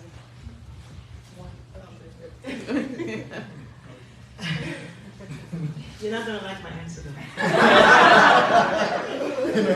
Just do it. Just do it. It's a lonely place. I have to be honest with you, and sacrifice is something that I have to say. If you want to have an influence anywhere, you have to be willing to accept that there is some sacrifice. And there's nothing you can do about it. If you don't find anybody from East Nigeria, what are you going to do? Put your hands down? Come to me. I'm from Cameroon. So what? I can teach you something, right? That's what it has to be. You can't just say, I need to find somebody. What if you're the number one that God said was you? What do? Like I was number, every single time it was me. Even when I came to NYU, I was like, I'm finally done. And then they said, you. Please let's put our hands together for this man. So we actually have food, but we are heating up the food. So what we're going to do now is we're going to have a water break. So you just go out, take water and juice, and then please come back in the next 5 minutes so that the alumni panel can start. We're really trying to really do good on time today. So please comply. Just step out, say hello to somebody. Water break, juice break, you know.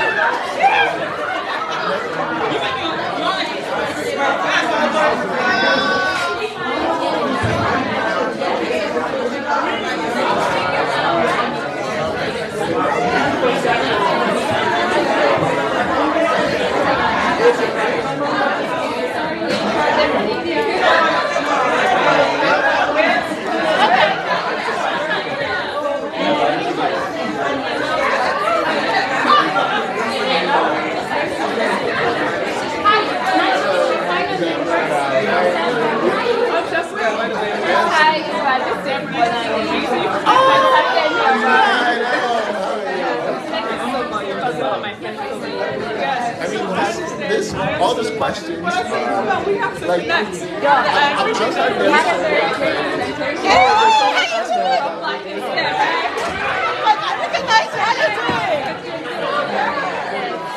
so I don't get tired. I'm Thank you. Thank you for coming. When I was in that position, I was always just like what you're saying.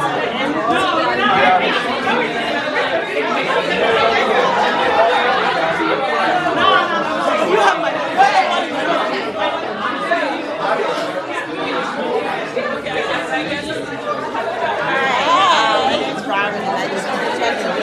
really resonating with you. I'm doing my PhD in mathematics right now, but it's Steinhardt, yeah. Oh, really? Sorry. Yeah.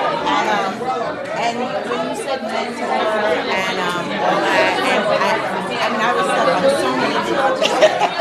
But I was I have great advisors, everything, but I still feel very like I am only you don't know me, which is fine. But I was like, when you were talking, I was like, wait, I need a mentor. Like that's it. Like, or no, not but I wanted like charity to look at my research. I wanted to put out those things about health so that I could get an education and either South Africa or Ghana. And like, you know, the curriculum, mathematics, girls. So anyway, yeah. Okay. And I'm in my first year of my PhD in mathematics. Well, I mean, it's a little century learning. It's not that. Yes, it is. Yes, it is.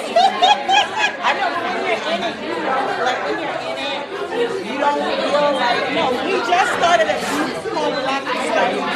Yeah, hello, yes. Ask her. I We haven't found anybody that. in mathematics yet. So. Oh, okay. Grabbing you? Yes, I will email you. Yes. Oh my God, I'm so excited. Thank you. Hey. Thank you for coming. How's it going? Yeah. You gotta do what you gotta do. I don't like public speaking, but thank you. We'll talk. I will. Yeah, I'm gonna tell next year.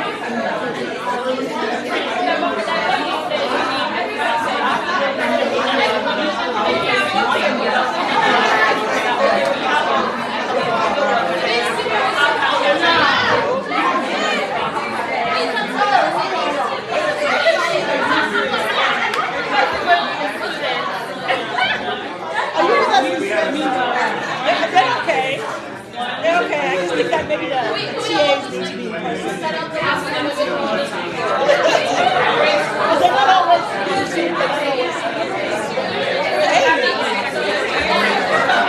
How you doing?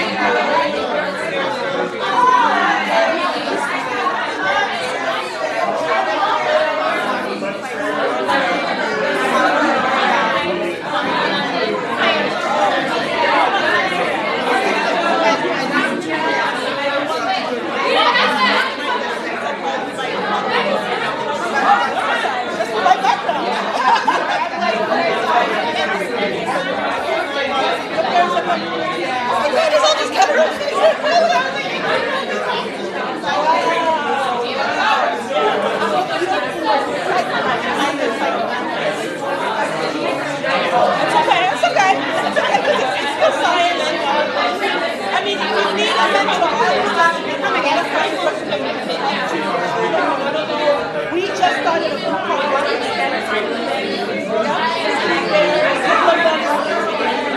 but again, we don't advertise psychology, so you'll find it there. You should definitely find it there. I'll give you that priority. And you know what? You should write your email just let me know.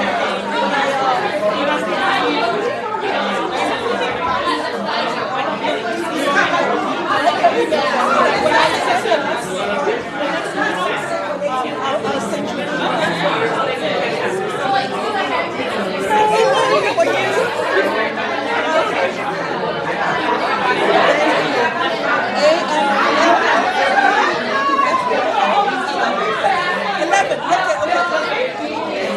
I will send an email to you. We just started this process, and we've met for a long time.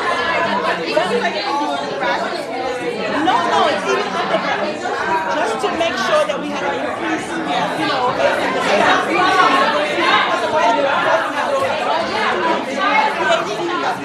Bio, but we don't have neuro. And it's hard because I'm in the bio. But then for professors, they don't have the law.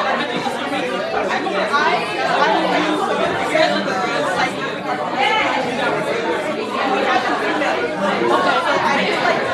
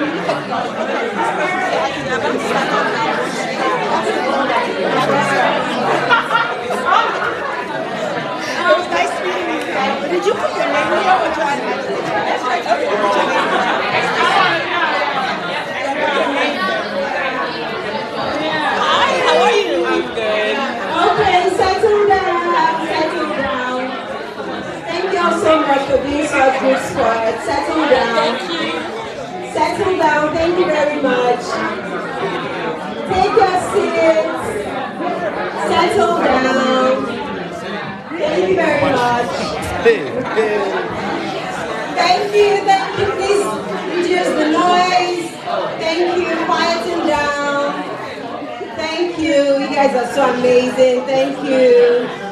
Please take your seats. Thank you. They are doing great. We're almost there. Okay.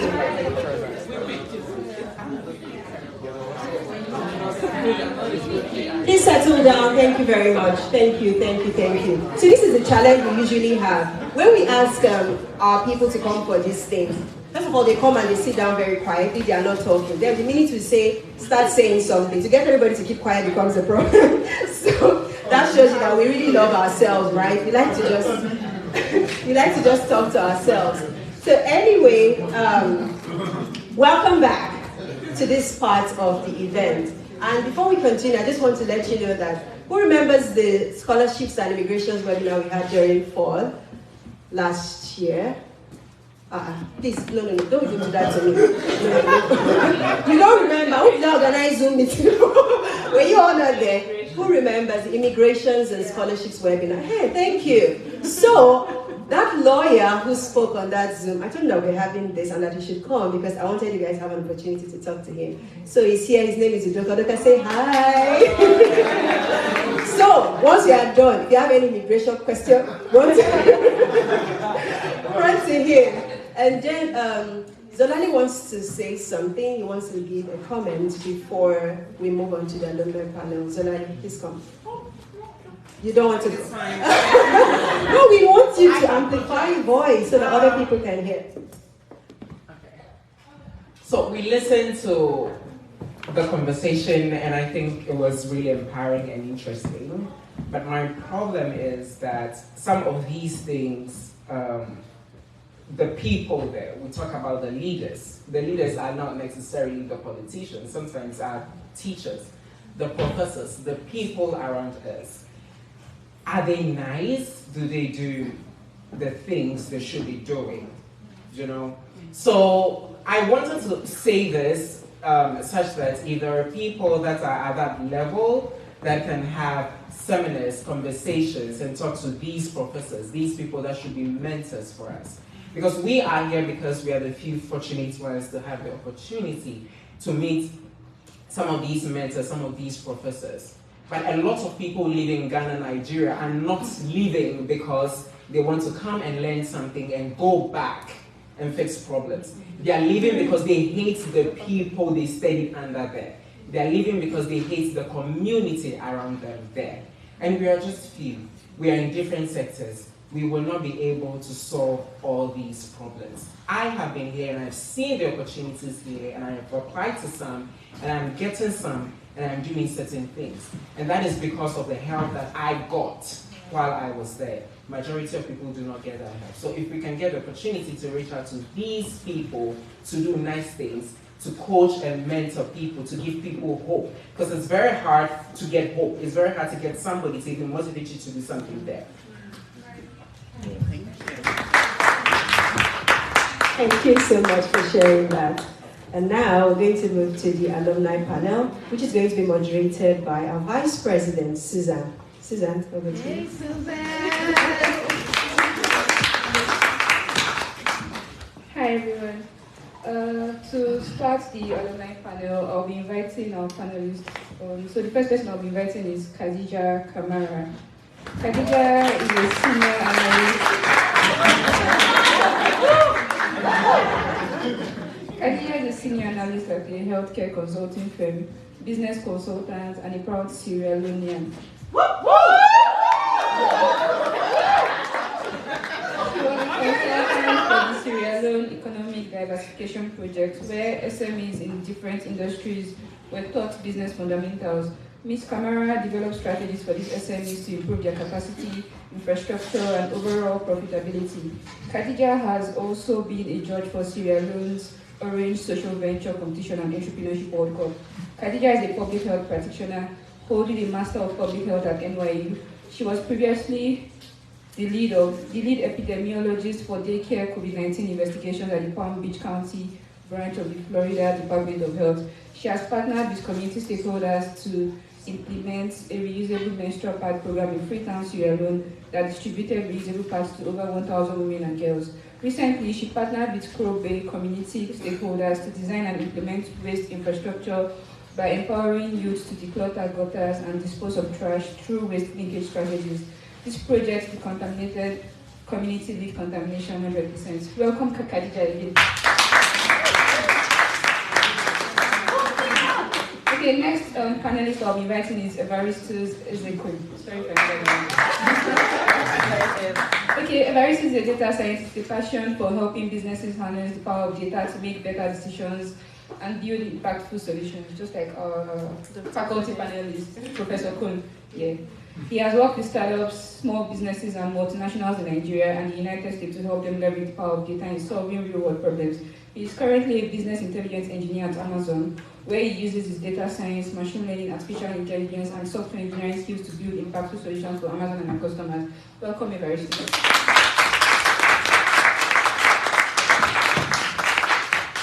Our next alumni panelist is Caleb Adebayo. Caleb is an associate with New York Office of Allen and Overy LLP. His interests are the intersection of finance, capital market securitization, ESG, environmental law, and clean energy. He's an alumnus of NYU Law, where he was the University Student Ambassador to the New York City Bar Association and a member of the NYCDA's Energy Committee. He is an International Finance Corporation Fellow of NYU's IFD Fellowship. Welcome, Caleb.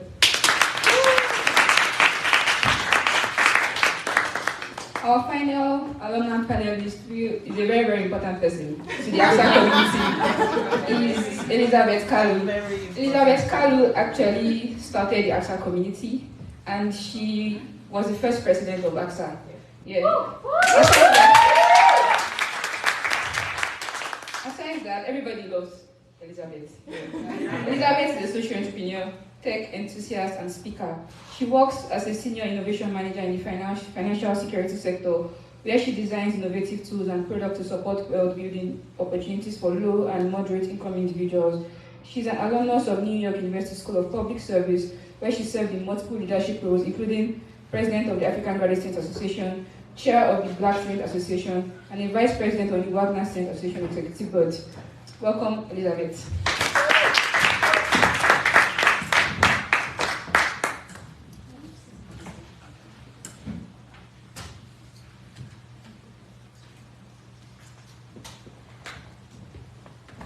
Okay, to get started,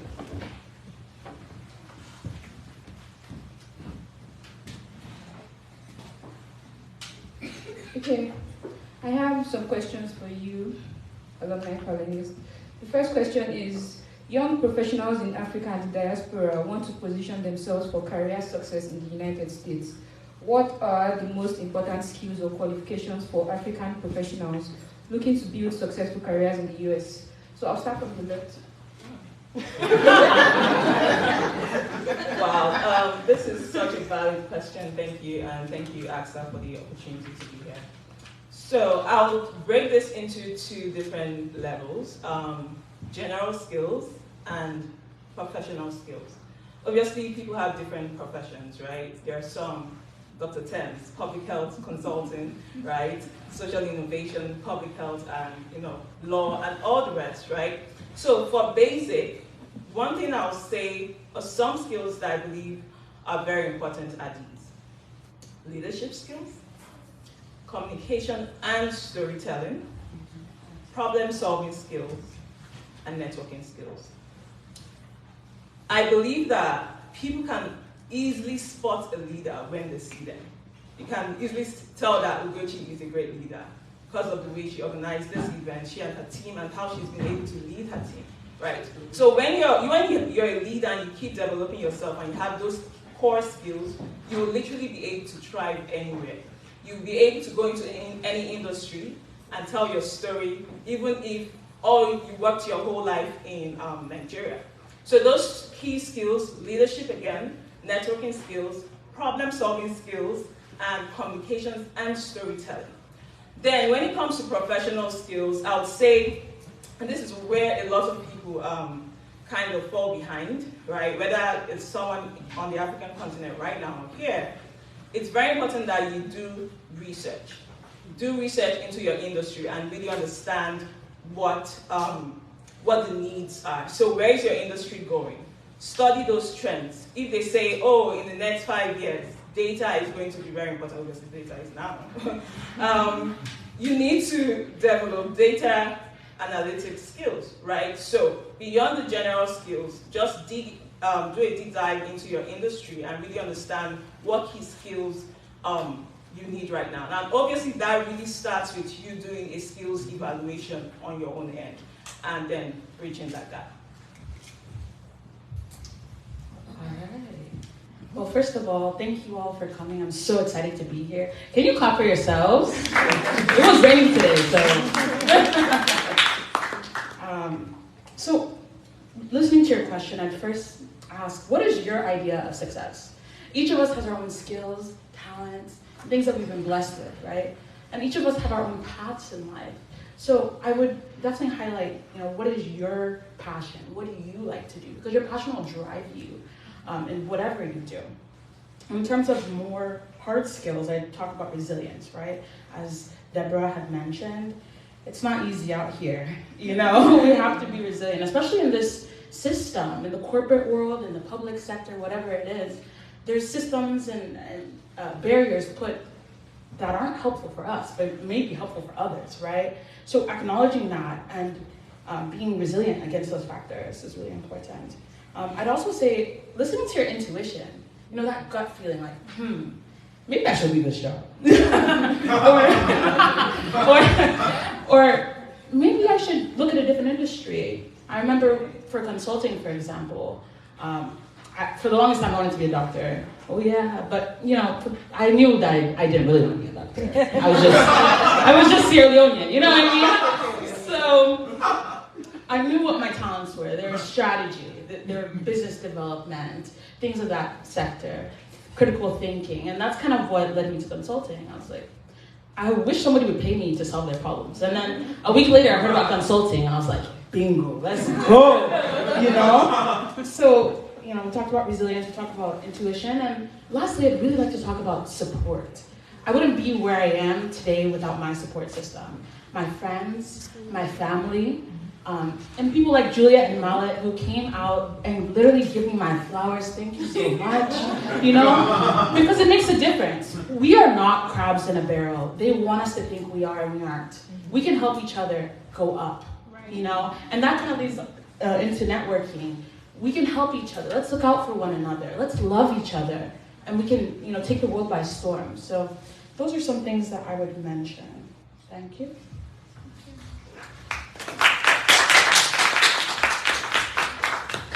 I don't know why you gave me the mic, though. Okay, so to answer the question, how do you set up yourself for success? And I'm assuming the audience for current students in NY, right? How do you set up yourself for success outside school, right?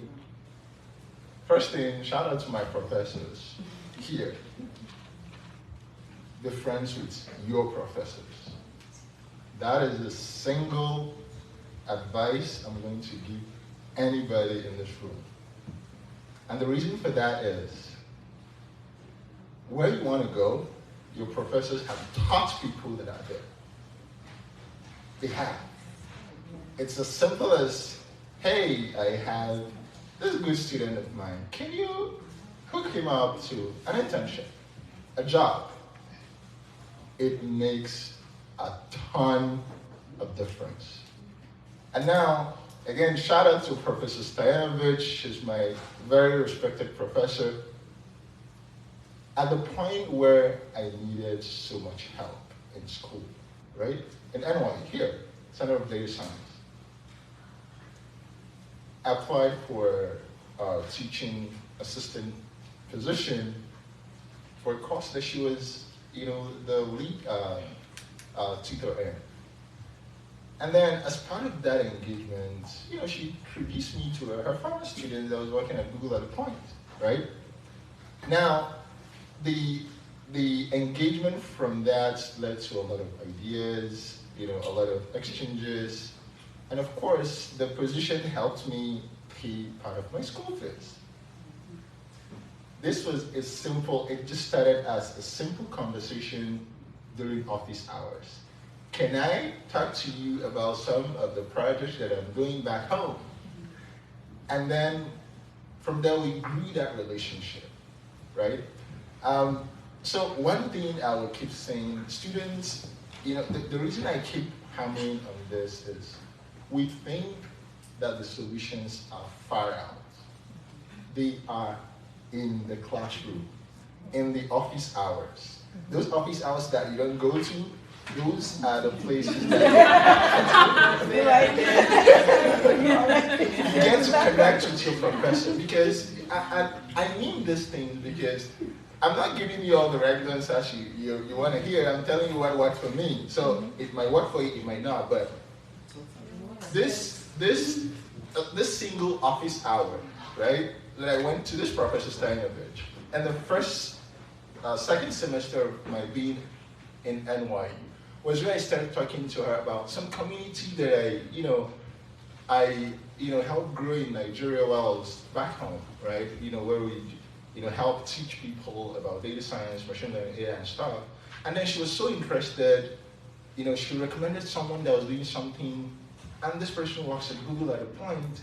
And then she also, I told her about the program that we have upcoming. Can she be a speaker? Can she teach people, right? Just like what we are talking about in the faculty panel discussion. How do we transfer this knowledge, right?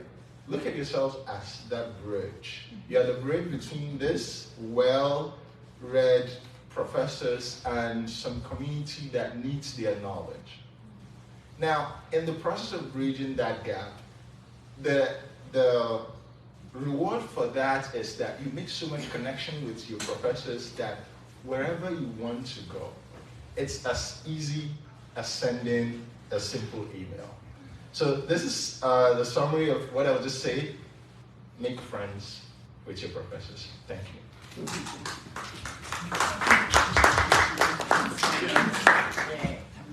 Thanks for that, Eva. I support you 100%. It's something I typically share when I share with current students about using the gift of your professors. Thank you for having me, AGSA, and thank you for having me, Uchi. I would answer the question by just sharing 2 or 3 things. One is tell your story, which is what she talked about, and telling your story in such a way that you are confident about the things that form your experiences, right? It's one of the things that sets you up, whether as a student or as a current professional, for the opportunities as an African professional in this space. You want to be able to know what sets you apart. What is that thing that you come with? Eva's story here tells of how he was able to tell his story. So what is your story? You first have to know what is the thing that stands out for you. What is the reason why you're here? Now, every one of us have our personal statements, whatever we wrote there. Some things true, some things it's just something that we noted. But the truth is, at the very core, one thing that I enjoy about writing personal statements or even applying for anything, and for many of us in the room, you'll be able to relate to this, is that it helps you relate to yourself, to know yourself more. You begin to ask yourself the real questions. What is my story? Why am I here? What are things that came together to form the person that I am today? So if you're able to sit down and ask yourself those real questions, beyond my personal statement, what is my story? Why am I here? Why am I doing what I'm doing? Why am I targeting this? Why am I in this program? And what is the end goal? It helps you sort of create a strategy. There's like a mini strategy you can create and say, okay, this is the goal, this is where I want to end up over time, over the next 2 years, depending on the length of your program, or 1 year, or even if you've started working already, what is the goal? Because again, a number of people here might have started working, whether working as part-time as a student or working full-time. There are goals you need to create for yourself and strategies so that you know when it is time to move on. She talked about moving on, when it is time to change trajectory, when it is time to stop, when it is time to move on to something else. So that's the first thing I'll talk about. The second thing is be curious. Be an avid learner. Open your mind to learn. Now you're in a new environment. There's stuff that you don't know, admit it. When I got my job, I was moving to a new area, law, but a new area of law that I hadn't practiced before. And it was time to start learning.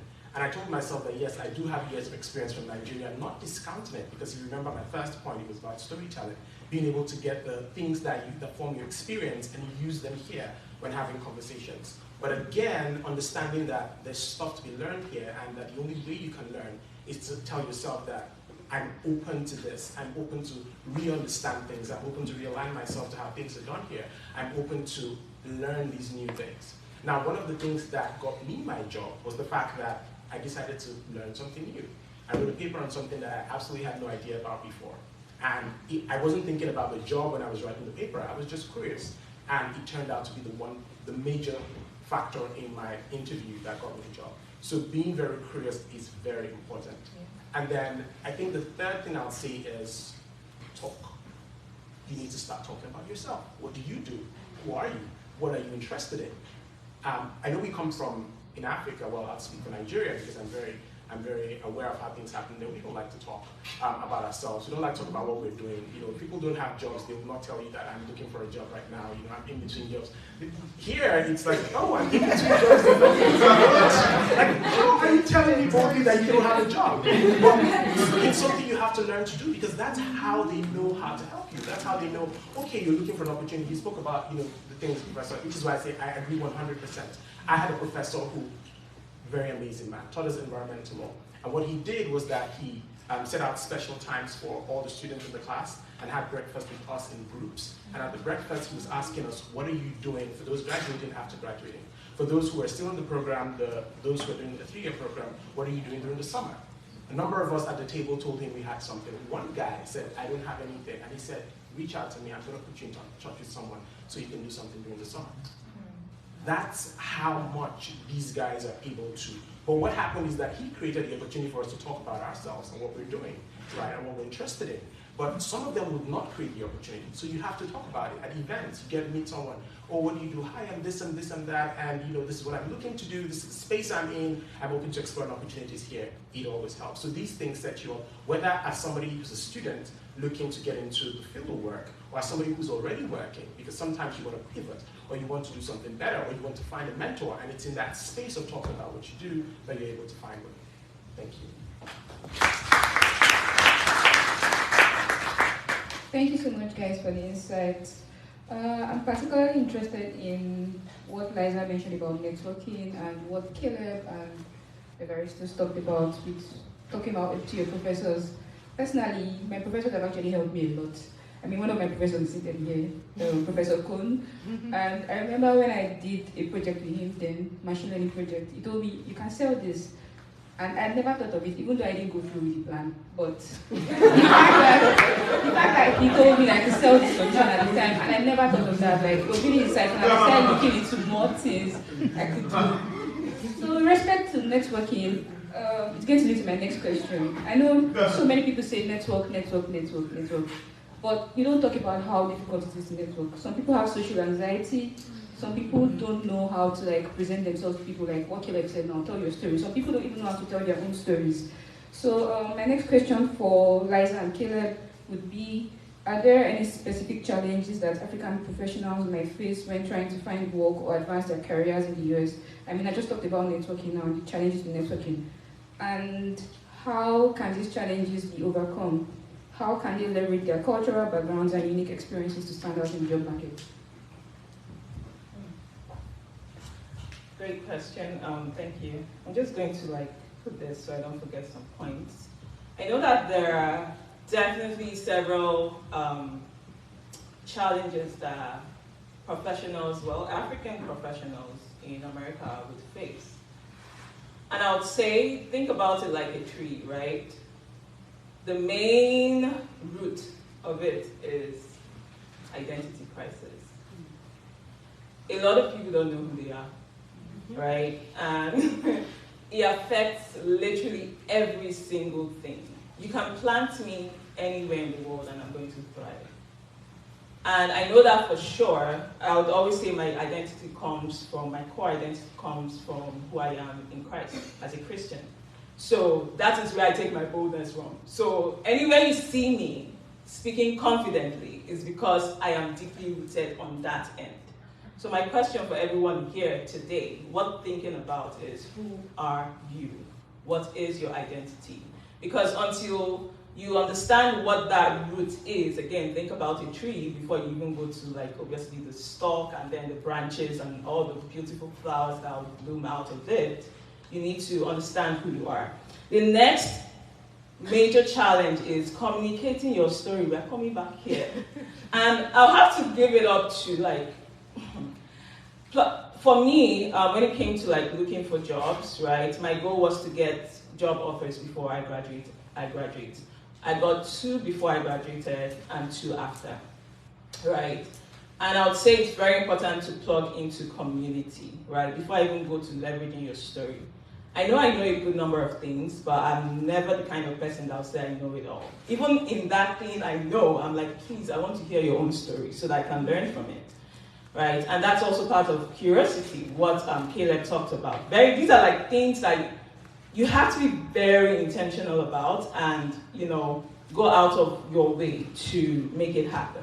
I know even while I was preparing for interviews, Dr. Thames, I disturbed her. I'm like, see, I always tell people, do it the consulting way. I don't know why, but management consultants, they know how to get things done. They understand problem solving. They know how to articulate their thoughts. And I remember just speaking with her and a couple of other consulting friends, and they're like, okay, Liza, this is how you do it. 1, 2, 3, break it down. And every single time I went into interviews, by the time I was done, they would always give me feedback. I love the way you broke down, you analyzed your thoughts. And I'm like, do you think I came here to, I come here to count bridges? Hey, I stand as one, but backing me up, there are a lot of people backing me up, you know. And other challenge is the ability to just step out to leverage community and resources. Makes a lot of difference. Then when it comes to like getting into the job place again, the other challenge could be cultural adaptation and work ethics. Really understanding what the culture of that organization is, and taking your time, also giving yourself grace. I'm currently a senior innovation manager in the financial security industry. I've never worked in financial industry, like what are you talking about? I didn't know jack about it. And then in the US again, but I knew how to communicate my story so well. I'll talk about what we did in slum to school, in Makoko slum in Nigeria, and how we did it so well and created innovative solutions, and that is why you need me on your team. Because we did it under very limiting conditions that if I put you there, I know I'm going to do better than you in Africa. Do you understand? But anyways, in terms of like solutions, I think I'll bring everyone back to this African proverb, Ubuntu. I am because of who we all are. That is something I always talk about a lot, right? It's very important that you plug into community. There's a reason that you're here. There are a lot of other Africans in the NYU community that don't know about AGSA yet, and they're doing it solo. Me, I'll never do solo. Never ever in this life.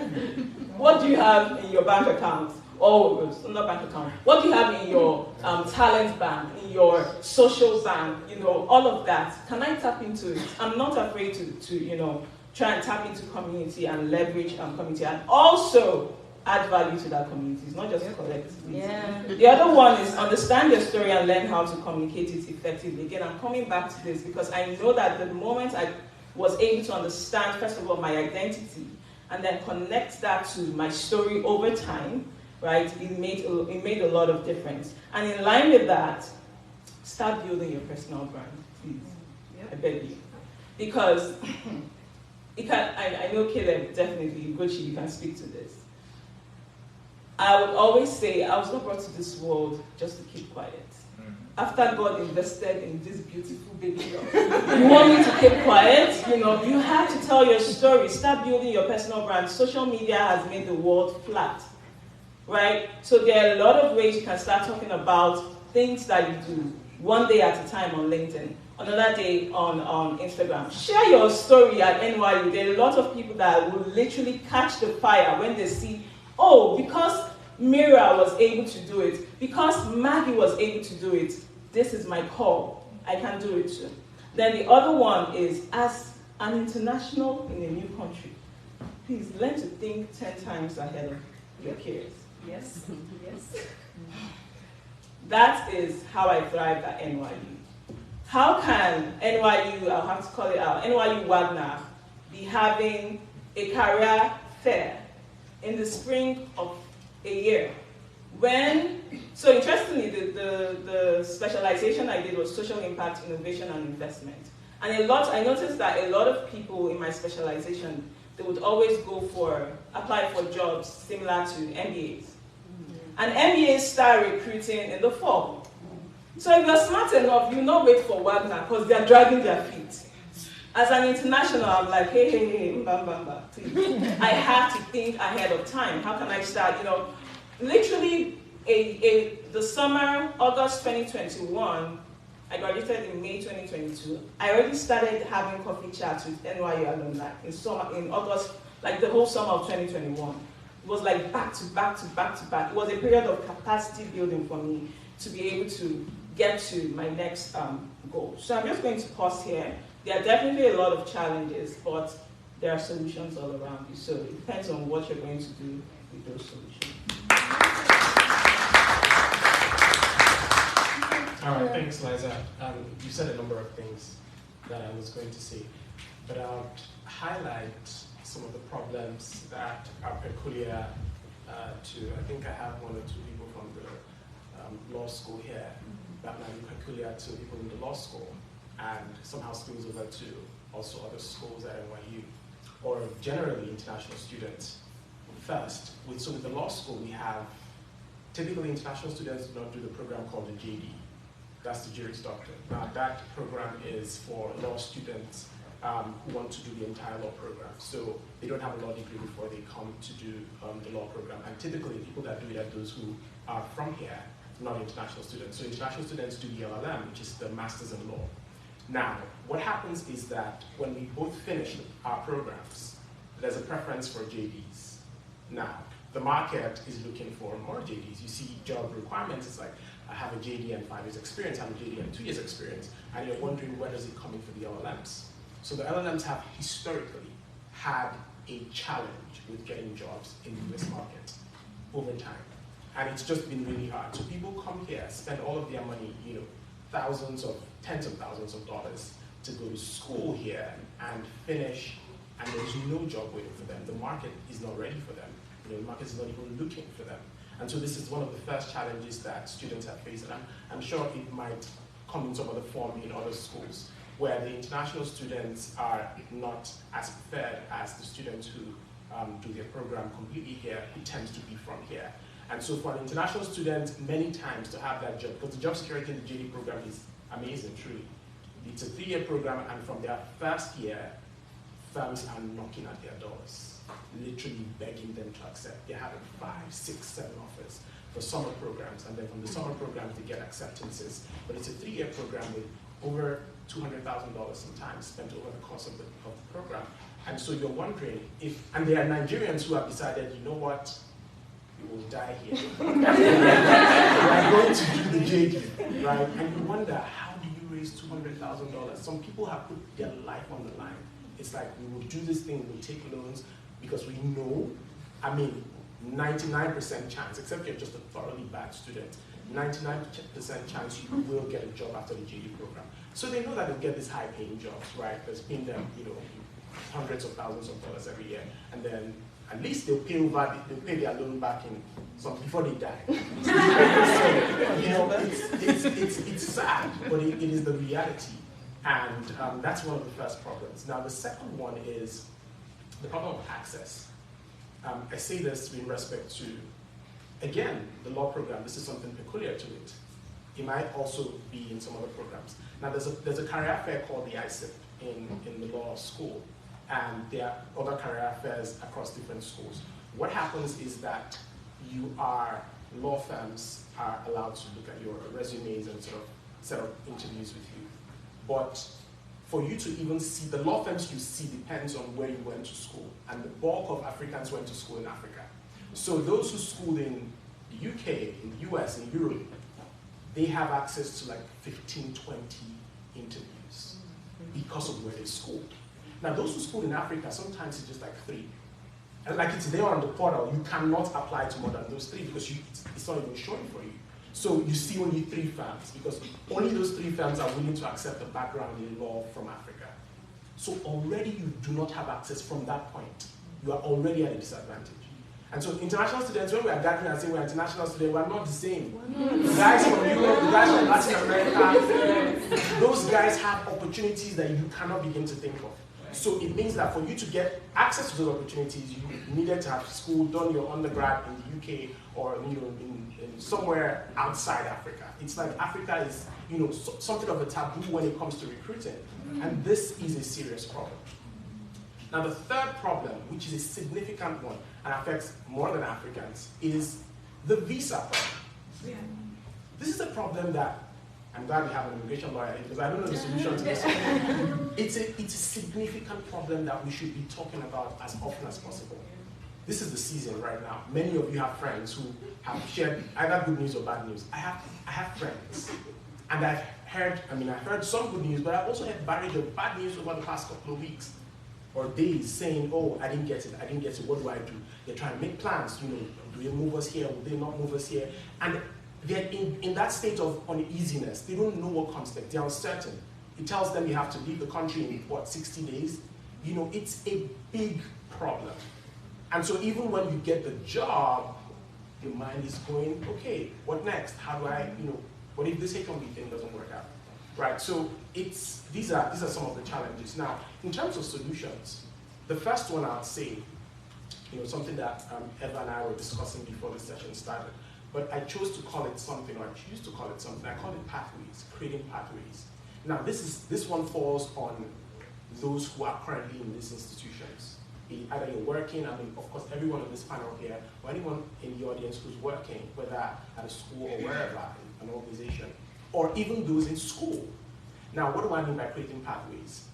Helping others come, others that look like you, that are like you, that have the same background and experiences. You have a question, and this is really my answer to your question. You might be the first, but you need to start creating pathways from others that are like you. You need to start ensuring that it's not only you in next year or 2 years' time or 3 years' time. Start advocating again. Part of the solution, this is just leading me to the other thing. Take up leadership positions. Yes. Right? We've seen AGSA calling for, I know which AGSA is calling for the elections now and asking to take up leadership, because this is how you get in the room and make the case. You can sit in the room with the people who are making decisions and say, we need more Africans brought into this program. But we can't because we're not given enough funding. So the people who would come in here look at it and they're like, we can't afford it, so we would not come in. So we need to start taking up leadership positions, being very active in these things. Go for events. See an event. I remember a time in my life, this was before I even came here. I would literally go to Eventbrite back in Nigeria, and I would set events that relate to my area of work. And I would find them. The ones that were paid, I didn't have the money at the time, so I just finished them. But there were a number of free events. I promise you, you don't know about them. But they are there. And I just sign up and I go and attend. That's how you get involved. That was how I was able to. There was a panel that I sat on back in Nigeria in the energy space, because that was where I worked. And I was the youngest on the panel. I was not just the youngest, I was the freshest. I was like 1 year out of school. And we had people there who were partners of law firms. We had people who were, working in significant roles with banks and everything. And the only reason why I could sit on that panel was because I had so much networked my way into all of these events. I'll just go, attend, meet people at the end. Oh, I love how you spoke, this and this, these are my interests. Talk with them. From there, you begin to know the faces and the names in that industry. You begin to know where to find them, how to relate to them. They see you at the next event, you're like, oh, I saw you at the last event. You ask a question, they're like, oh, that was a brilliant question. What are you interested in? What do you do? That's how the conversation starts. So we need to get active about creating pathways for those who are coming behind. We cannot afford to let the story be the same year after year. We're not having enough Africans, we're not having enough Nigerians. No, we need to start creating pathways. Right, and honestly, for the H1B question, I do not have an answer. But you will have the answer, perhaps, for us. But these are two things I would just say with respect to, so creating pathways and taking up leadership positions, being part of stuff. And I'll just stop here as well. Thank you. Regarding H1B, I know this is a very critical season. I don't even know if I should even go deep. I didn't get the H1B. That's just it. I'm being vulnerable. But did I think ahead? I thought 10 times ahead. That's just the truth. Eva, congratulations, just give me high five. You're always like full of joy when you see someone around you got it, right? However, one of the key things, especially for programs at NYU that have only one, this is probably a short-term solution, they have just 1 year OPT. Do you know that you can advocate for your program to be STEM? And you know why? That's one of the things, conversations we started at NYU Wagner, and I'm hoping that Ugochi and some others will continue because, see, you guys will soon graduate. It's true, you need that extra time. That extra 2 years, it makes a lot of difference because you're not always, hey, what next? I mean, thankfully, I was just at peace when HR told me, I'm like, no wahala, I get plan B and this. You cannot catch me unawares, you know? And that's because I had access to information. But anyways, you guys I've seen several schools. So because I started that whole process of searching what STEM programs are at NYU, you guys, please, after this conference, go and Google, you'll be shocked. Africana Studies, STEM. How? And you're making me take data and AI classes yet? My course is not STEM. Why are professors not speaking up? Why are students not speaking up? It's only when you get to that point you're like, 1 year, 6 months left to go. What do you do at that point? So during that process, right, I started having conversations with NYU Wagner, and I also connected with my friends connected with some other people, some other African students in other schools that were advocating for their programs, even public health in some other schools. Guess what? About 3 of them have been approved as STEM. Right now, but NYU is still dragging their feet. Why? You don't expect me to pay 100 and something K and then leave in 1 year when I want to get more global experience. So that just goes to say, this is one example. You guys can actually advocate. See, if you stand together and say, we're not living here, or we're not paying school, NYU benefits, or schools in general, benefits a lot from international fees. Let's not even lie. We pay their salaries to a good extent. So we need to demand these things that will help us, get to the points that we want to get to in our careers. Very important. Sorry, I don't mean to be rude, but we have to be. Caleb, we're building a refinery in Ghana. Can I speak to you? Yes? Please get in touch. Yeah, I'll give you your Please. Thanks. Thank you. Thank you so much for those answers. I'm just going to emphasize on 2 major points that I have benefited from personally. And the first one is community. Nobody here should underrate the power of community. Personally, when I wanted to intern at Amazon, or when I got an interview, I reached out to baristas here, and they prepped me. And I only got that information because at the time I was friends with Rowan, who is a part of the community, and Rowan told me, I know someone that works there, is a part of AGSA too, you should talk to him. Before I got my on-campus job, I was searching for like a whole year, I didn't get it. And I attended an event, and Cindy was there. And I just spoke to Cindy, I'm like, Cindy, what's up? Do you know where I can get an on-campus job? At that point, I was super desperate. And Cindy was like, I'm working at Africa House now, I'm going to graduate soon, and they're looking to replace me, send an email to this person. And that was how I got it, just information. I remember when I was trying to break into consulting, I reached out to Dr. Temi here, and then she gave me all the information I needed, even though I didn't go through it in the end. That kind of person. But yeah, community, like ask questions in the group chat, nobody's going to bite, we don't bite. Ask questions, someone answer you. Like if you are in doubt about anything, reach out to any of the board members. You may know someone that knows somebody. The power of information is like very, very, very fast. Just somebody might just know that exact thing that you need, just like Evarista said. And then the second one I'll touch on is leadership. Try to take on leadership roles. Like it makes a whole lot of difference in your resume. They are seeing that you run a student club. They are seeing that you run a business. Like to run a business is not small work. To run a club, to like put things together is not small work. And employers always look out for these things because they know that if you can do these things, working with a smaller team is not even something you cannot do. So try to take on leadership positions. I know it's not easy, like running school, like doing your classes. Personally, I code, I try to like do e-board, I try to do everything. It takes up a whole lot of my time, but I get results and that's what matters. So just like Liza said, like Khadija said, like Caleb has said, like Evarista has said, don't underrate the power of community, don't underrate taking up leadership roles. So my next question, I'll just jump real quick because we're out of time, is about funding. I know Caleb had talked about that, and Liza already talked about like how much students spend when they come to NYU. We need to talk about funding and how like students can access funding, and if you guys actually like what you guys did. I mean, you guys are graduated now, and if you know like anything that students that are incoming can do to get funding to pay their schools, because that is a major issue. Africa is a poor country, and converting right now, naira is about 700 and something naira to $1. Like, it's not a joke. Even if your parents are rich, paying that fees is a whole lot of money, and they can't put all their life savings to pay your school fees because it's just too much. So I'll start with Khadija. Yeah, I know you're Sierra Leonean, like every other person in Nigeria. I'll start from you. Like, tell us something about funding. Ooh. Loans. Okay. Well, in terms of funding, I want to touch on what was mentioned earlier about your network, right? There's a lot of opportunities out there, such as the Paul and Daisy Soros Fellowship, Fulbright, things like that. And we think it's an even playing field, but it's not. Like, there's people who know people that have gotten it.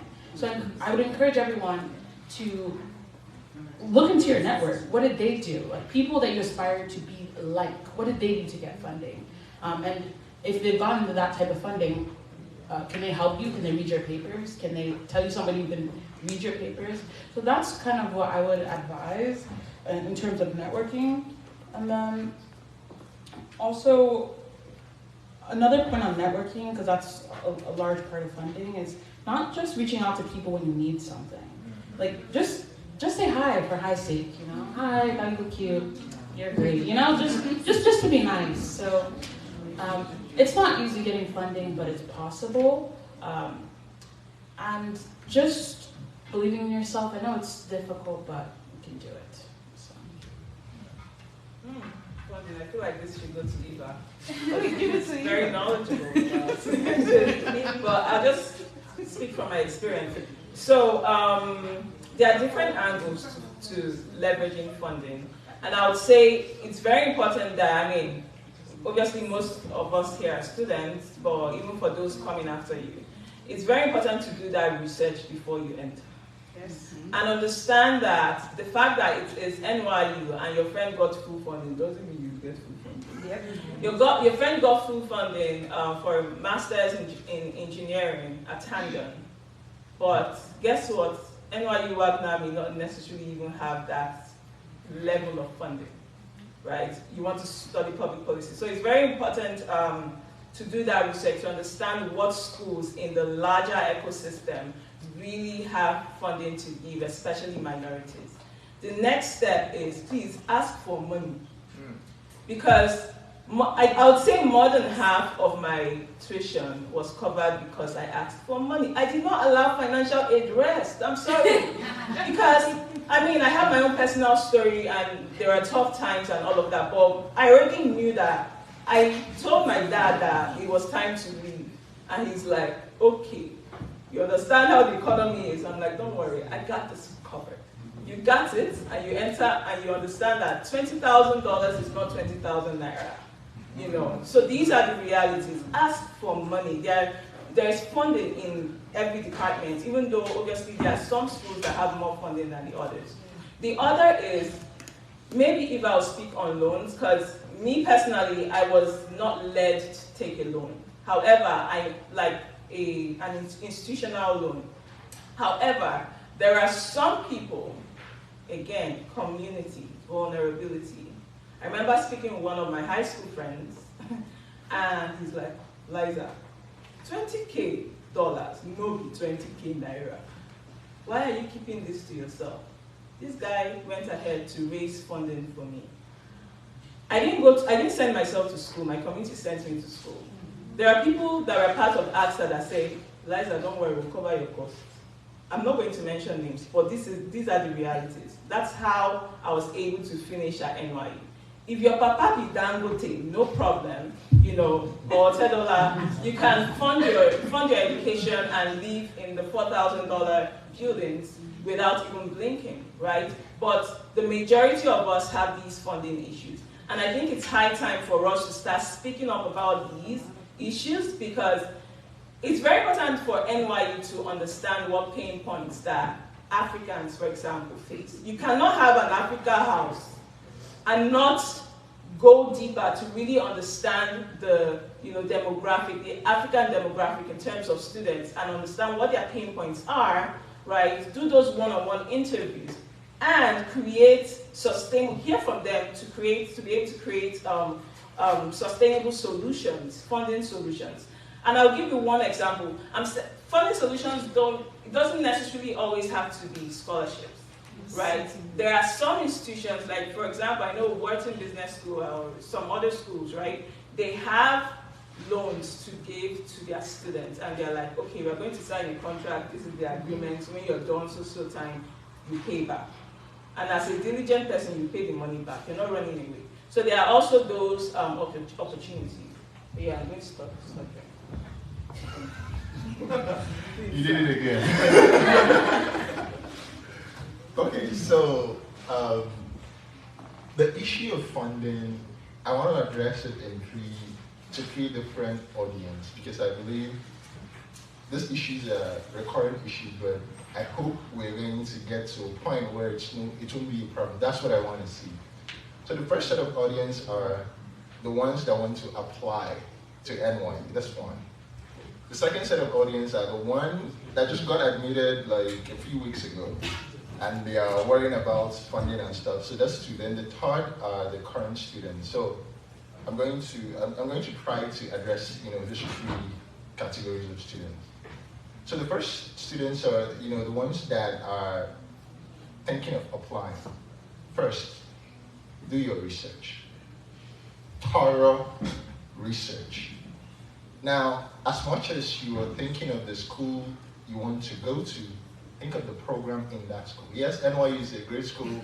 You come out, you see all the beautiful adverts we have. We have like 10 campuses globally. And they say these things and they put out some cool videos on YouTube, and you just like it. I saw the videos. I'm like, oh, this school is cool, but you need to go deeper into what you want to study and how to get money to study that. Just like I said, $20,000 is not 20,000 naira. Some programs in NYU are, they cost over 100K. Mine cost over 100K, right? Now, my dad is nowhere close to a Dangote. It shouldn't have been a problem, but it was a problem for me, right? So do these researches. That's one. As an international student, you cannot just jump at things. You need to think a year, 2 years ahead. That is the only way that you can survive here, because the odds are really against you. I'm telling you the real truth. The odds are against you because there are so many kinds of funding that the US government put out, but eligibility, US citizens and permanent residents, you're out. Yeah. That's as simple as that. You are out. So you need to plan. Now, the school that you're applying for, what is do they have funding, right? Go through the school's program. Do they have endowment funds? How much is it, right? Do those researches. That gives you an idea of, this school might have some funding. Look at the history. How many percent of the students that come into this program got funding of any sort? What percentage of funding did they get? Those people that got the funding, what does their profile look like? Talk to these people. Like, they'll publish their names on the website, Fulbright, DeepMind. Like my program, you have DeepMind fellows, right? They publish their names. Check out their profile. I want to apply. Just send them an email. I want to apply to this program. How can I get this funding? People are ready to help, but you need to reach out, right? So do those researches. This is just due diligence on your part before you even apply. So that is one. Now, the next question is, when you have applied, right? Let's say you did all that and you still did not get funding, right? Because again, it's not a given, right? It's not a given. Now that takes me to the next one. Ask. It's as simple, just like Dr. the doctor from South Africa was saying, some of these opportunities are there, but they tell them not to advertise it. It's sounding crazy. We were having this conversation on the advisory board like a few weeks ago, and I was saying there is funding in every school. People are looking at it, I'm like, I know because I've been at the table discussing how to make it available. But you will not know because of what the doctor said, because it's like, let's keep it until we see people that need it, right? They call it need-based funding, right? Now, if you don't ask, we assume you don't need it. It's sounding crazy, right? So you need to open mouth and ask. Right? They said, ask and you shall receive. If you don't ask, you will not receive. That is that simple. Go to your program, sit down with your director, tell them how, if you're finding it difficult to pay your fees, tell them, disturb them, come to the office, every meeting you get, meet them, keep disturbing them. If they can't give you, point me to who can give me. I'm saying this thing is sounding funny, but this works because there is funding in NYU at different levels, but you just need to know where to look. Those people who have the information, they will be able to give it to you, but you need to ask, and you need to be persistent. So that's the second piece. The third piece is, okay, I'm not big on putting it out there and looking for money. I'm not a charity case and stuff. I want to get what I want and then pay it back. You're the perfect gentleman. I respect that. I respect that, right? You want to take loans, that's fine. Now, as you apply and when you get into NYU, there are organizations that want to give you loans just because you got into NYU.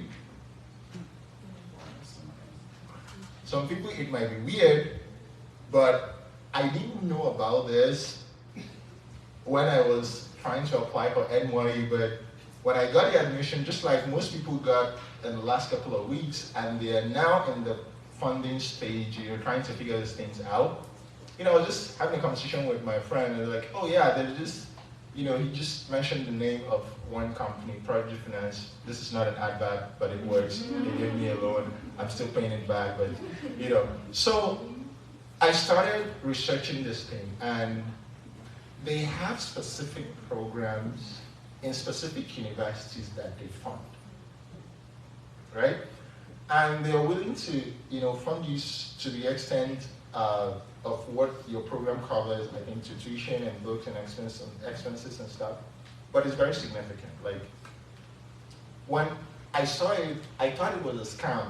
The Nigerian brain in me was like, no, this is not real, right? Because the money that they were willing to give me was like over $80,000. I'm like, yo, no, it can't be real, right? And I started talking to these people. Not physical conversation, just email, right? Send me your proof of admission. Okay. Send me your, credit history. In Nigeria, there's nothing like credit, right? Now, that's when I now discovered an organization that is in Nigeria that can do a credit assessment of you. I'm like, okay, that's new. And then after all these things, I just got an email you've been approved for $48,000, and then you have been pre-approved for another $48,000 next year. I'm like, yo, it's crazy, but it's there, right? If you are trying to apply, or you have applied already, or you are in NYU, look for organizations that value the program that you're studying, and they want to sponsor you for that. Now, this is based off of the fact that they believe that if you're able to graduate from a prestigious university like NYU and a competitive program that you are studying, in a short amount of time, you'll be able to pay back your loan. It's business. So just know it's business, but if you have that information, right? If you put all these things together, does the school have an endowment fund? How much is it? Have they been able to provide scholarships to people in the past? Talk to these people. When you get the admission, speak to the programs. They give you funding if you're not able to provide it. If they can't give you, just tell them to point you to the right direction. If you do all these things and it still don't work, look for people that are willing to give you loans. Trust me, by the time you exhaust all these 5, 6 steps, you'll be able to pay your school fees and you'll be able to complete your program. Now, at the end of the day, what I want is a situation where we as AGSA, right, will be able to create some sort of endowment funds for Africans that are coming into NYU. And then we can go up to NYU and have a conversation. Hey, this is what we've been able to do. We want you to match this fund. That is a powerful conversation that they cannot shy away from. And the reason I'm saying this is NYU is big on international students. How international students are what NYU advertised to get more students into NYU. Now, you need to put yourself in that position to leverage that to drive home what you want as an organization. And I'm talking about this as an organization. This is not what you do as individual now. Now this part is coming back to AGSA and all of us in this room. Now this takes me back to another point, which is taking leadership positions within AGSA and within NYU as a whole. And the reason for that is there are a lot of conversations about funding, about who to give it, about policies that affect international students or Africans in general that happen at a very high level. And until you get access to this conversation, it's like you are in a room where they are deciding your fate. Just imagine not being in the courtroom and the judge is passing judgment on your case, right? You don't have a chance to even make your case or defend your case in that sort of situation. That is mostly what is happening right now to us. Now, I'm happy with what AGSA is doing, trying to drive these conversations at a much higher level, but I don't want AGSA to just do it alone. Just like the examples different people are talking about, oh, there was someone that's working in this office, I just told them that I was looking for something, they just told me the right person to meet. Let you be that person that will be in that office in NYU as an assistant to a professor, as an assistant to a director that is discussing about funding and say, hey, I have this organization of African students. How do we bring them into this conversation? That can be you. Don't sit back and wait for AGSA. Take up leadership positions around NYU, around student government, around anything that you can find in NYU and help drive that conversation so that at the end of the day, we'll build a better community, a better system for Africans that are coming into NYU so they don't have to suffer all the things that we've suffered. Thank you very much. Time is fast spent, so I'll just mention 2 things that I don't think have been mentioned across regarding funding. The first is that now where you decide that you are bold enough to do this, because what I'm about to say requires boldness and requires the favor of God. And honestly, I owe it to God that this panned out and worked out for me when I was coming to NYU crowdfunding. Those who know my story know that I crowdfunded my way to NYU. And it was, as much as it was, a physical activity, it was also a spiritual one. And what happened was that I was able to raise about $20-something thousand, actually more than that, because I got this miraculous $10,000 from one individual just after the crowdfunding ended. And that's how I was able to sort what NYU did not give me.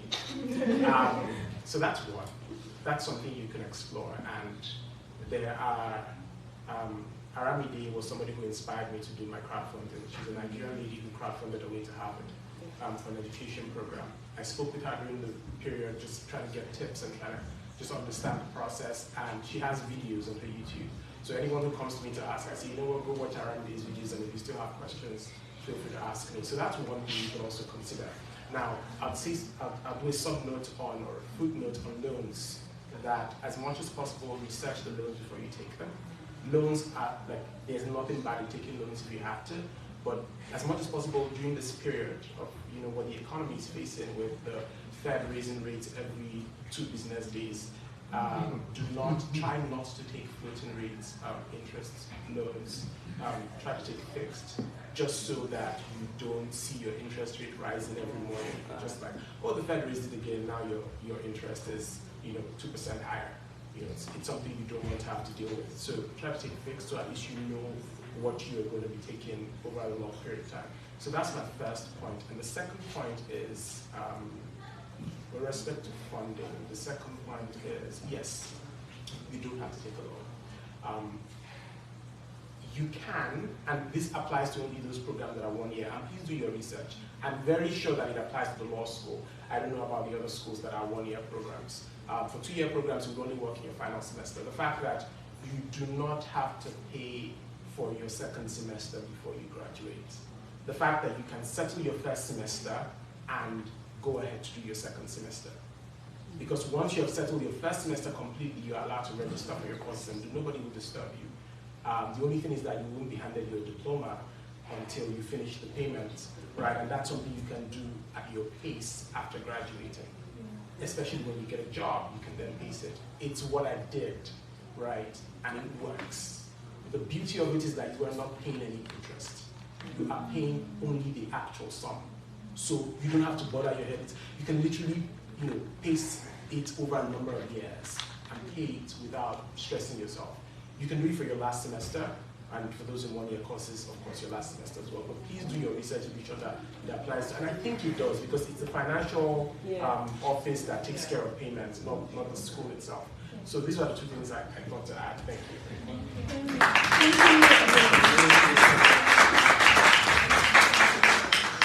Okay, just reiterating what Caleb said about loans. If you're looking to take loans, Empower does fixed rates, Prodigy does floating rates. So do your research very well. And personally, I took loans too, because I believe in myself, and to me it's an investment in myself, because I know I'm in a very, very promising field, I'm in a very, very promising career path.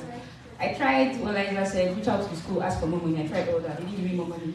And I was just tired, I get tired of people. I was like, okay, what's the way out? Loans, cool, I'll pay back. Yeah, so yeah. Thank you, Evaristos, thank you for joining us. Thank you, Caleb, thank you, Khadija, thank you, Liza. It was really nice discussing with you guys.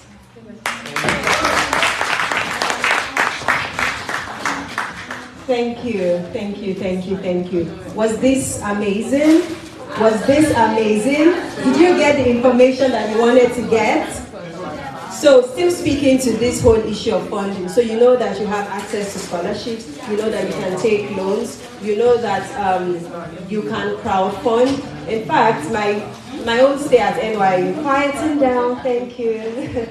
So my own stay at NYU has been a combination of factors. I did crowdfunding, I got a partial scholarship, I also took a loan. So if you're an NYU student, you qualify to take a loan from NYU FCU, and I got that information from Liza.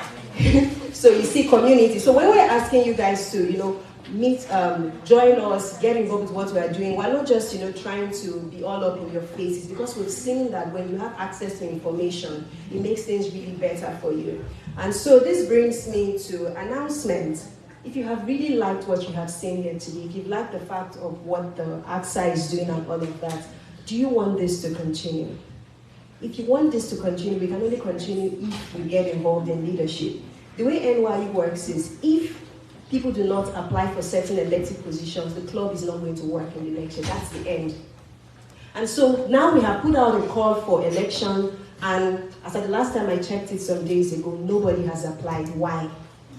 Do we have to force you to do something that is going to benefit each and every one of us? We're currently having these conversations with NYU leadership about increasing funding for us. So when they increase it and they were not existing, who are they going to give it to? So what is my pep talk used to say? If you are not graduating this semester, please go and fill that form. Please go and fill that form. Seriously, we need you to vie for elected position. I didn't want to be president. You can ask them. It was not on my agenda. But when everybody had applied for all the other roles, the presidency was vacant. SAD rule says if there is nobody for president, that's the end. And I have a really busy life. If you know me, you know that, right? But I saw all the hard work that they have put in to set this going. It was really unfair to just allow all that to go. And my team members, even without our numbers keep reducing by the day, but in all that, they still showed up and did what they were supposed to do. They keep putting out all these fantastic events. So please, we want you to vie for elective office. It's not, our elections are not really cantankerous, you know, it's just, you know, easy breezy. You'll be just fine. So, and then we have templates. You're not going to stress. See, we like ease. Like, we don't come to this life to come and be so stressed out. We have templates, everything is easy. We just need you to show up with your best possible self and with the amazing team members. So announcement number 1, please apply. Number 2, drum roll please. I trust Mira to always give me the ginger. So our graduation gala has been fixed for May 6th, and guess what? Guess what? NYU Africa House is sponsoring us.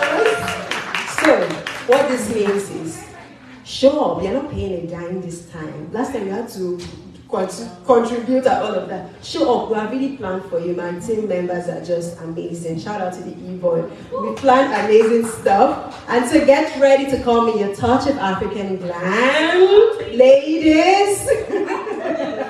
And so that is here. He can, you know, hook you up, you know. And we want to celebrate our graduating student because, as you know, it's not easy to pass through NYU. You've heard stories. Please, anybody that is graduating from NYU, we need to celebrate you because it's not easy, you know. So we want to celebrate you. And then, even when you are not graduating, we want to celebrate current students because it's also not easy. Yeah. So please come. I mean, we want to celebrate you. Why don't you want to celebrate you? So please, May 6th, I want to see you all. And then we're looking to roll out a magazine by then to celebrate you again. See, it's all about you. If you're not given a platform, you have to create your platform. So now we're creating a platform, a magazine. All those articles that you published or submitted as your assignment, those papers, bring it, we want to publish it. So that, you know, there is a visa type here in the US that if you want to get it, one of the criteria is for you to have been published in other publications. We're giving you that on a platter of gold. And you don't want, please, when the Google form shows up on the WhatsApp group, submit your information so we can celebrate you. Like, we can't be crying more than the bereaved now. We want to celebrate you, you don't want to celebrate yourself. What's going on? Okay? And then the next is, you know, I mentioned that we started these conversations with NYU leadership about supporting us a lot more. And thank you to everybody who filled the surveys, who sent in contributions. Thank you to the Advisory Council for sharing your insight. That conversation has started. And it's a long journey, that's the thing. You know, when you want to make a change in a system, it takes a while. But then, what's important is that we have started. And as we start, we need executives to take it on from there. Then, we're also going to share survey links with you to tell us how this event was for you, and then give feedback for what are the other things you'd like to see. Because we always like to improve. We are never satisfied with how well something went. We want to know what else can be done for it to be better. And then, the final announcement is that I'd like to celebrate the e-board members. Please, can you tell all of them to come in? Please, I want you to celebrate Vice President Susan Olakade. Please come in. Iman Ali, our Secretary. Fiona Ajay, our Treasurer. Gordon, our Prospective Student Officer. Vivian, if you like our social media. No, you guys are coming to the front. Thank you. Please come. Thank you. Yeah. Somebody's going to help me take that picture. They always want to be at the back, but these people are fantastic. When we started as an e-board, we were a good number, but then just look at how many people have been doing the amazing work. The food that you're going to enjoy.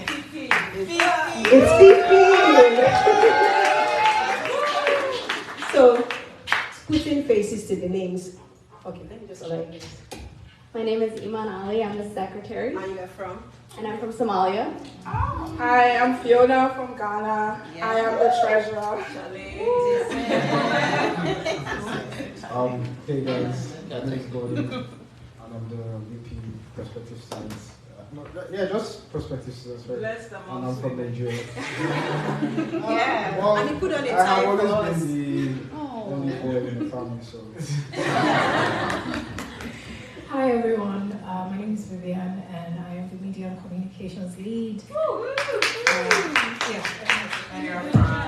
I'm from Nigeria. Hi everyone, I'm Susan. I'm Vice President, External Relations, more like that, yeah. I'm from Nigeria. I'm talking about people being in offices, and because they're in an office, they're able to influence things for us. Susan works in Africa House, and because she's also an e-board member, it's easy for her to advocate for us at those spaces. I work in OGA, and I'm able to find out what's going on in the school system. How can we get plugged in? And even when I go for my own personal work, I'm here talking about AGSA. How are we bringing AGSA to the table? So this is the same. We want you all to be willing to represent us on the different platforms, whether it's at school. In fact, now we've built a partnership with the International Student Council. There is a slot for an AGSA member to apply. Please apply. Apply to the e-board. Let's just spread out, because it should be a case of when we're trying to make a decision is about to happen, we have somebody to call. Yeah, exactly. Because we're a minority at NYU, right? But even in our minority status, we are strategically placed across all the schools. So we should know what's going on at the different places and be able to speak up for that. So at this point, we just want to say thank you so much for coming today. See you next year. We have food, we have drinks, take pictures, meet somebody, just have fun. Group picture here in front. Okay, can we all come to the front? Let's take a group picture together. Oh, thank you so much. I really enjoyed your session. Yes. Thank you so much. Please come forward. Thank you. Thank you. Come forward. Let's take a picture. Facebook, bye.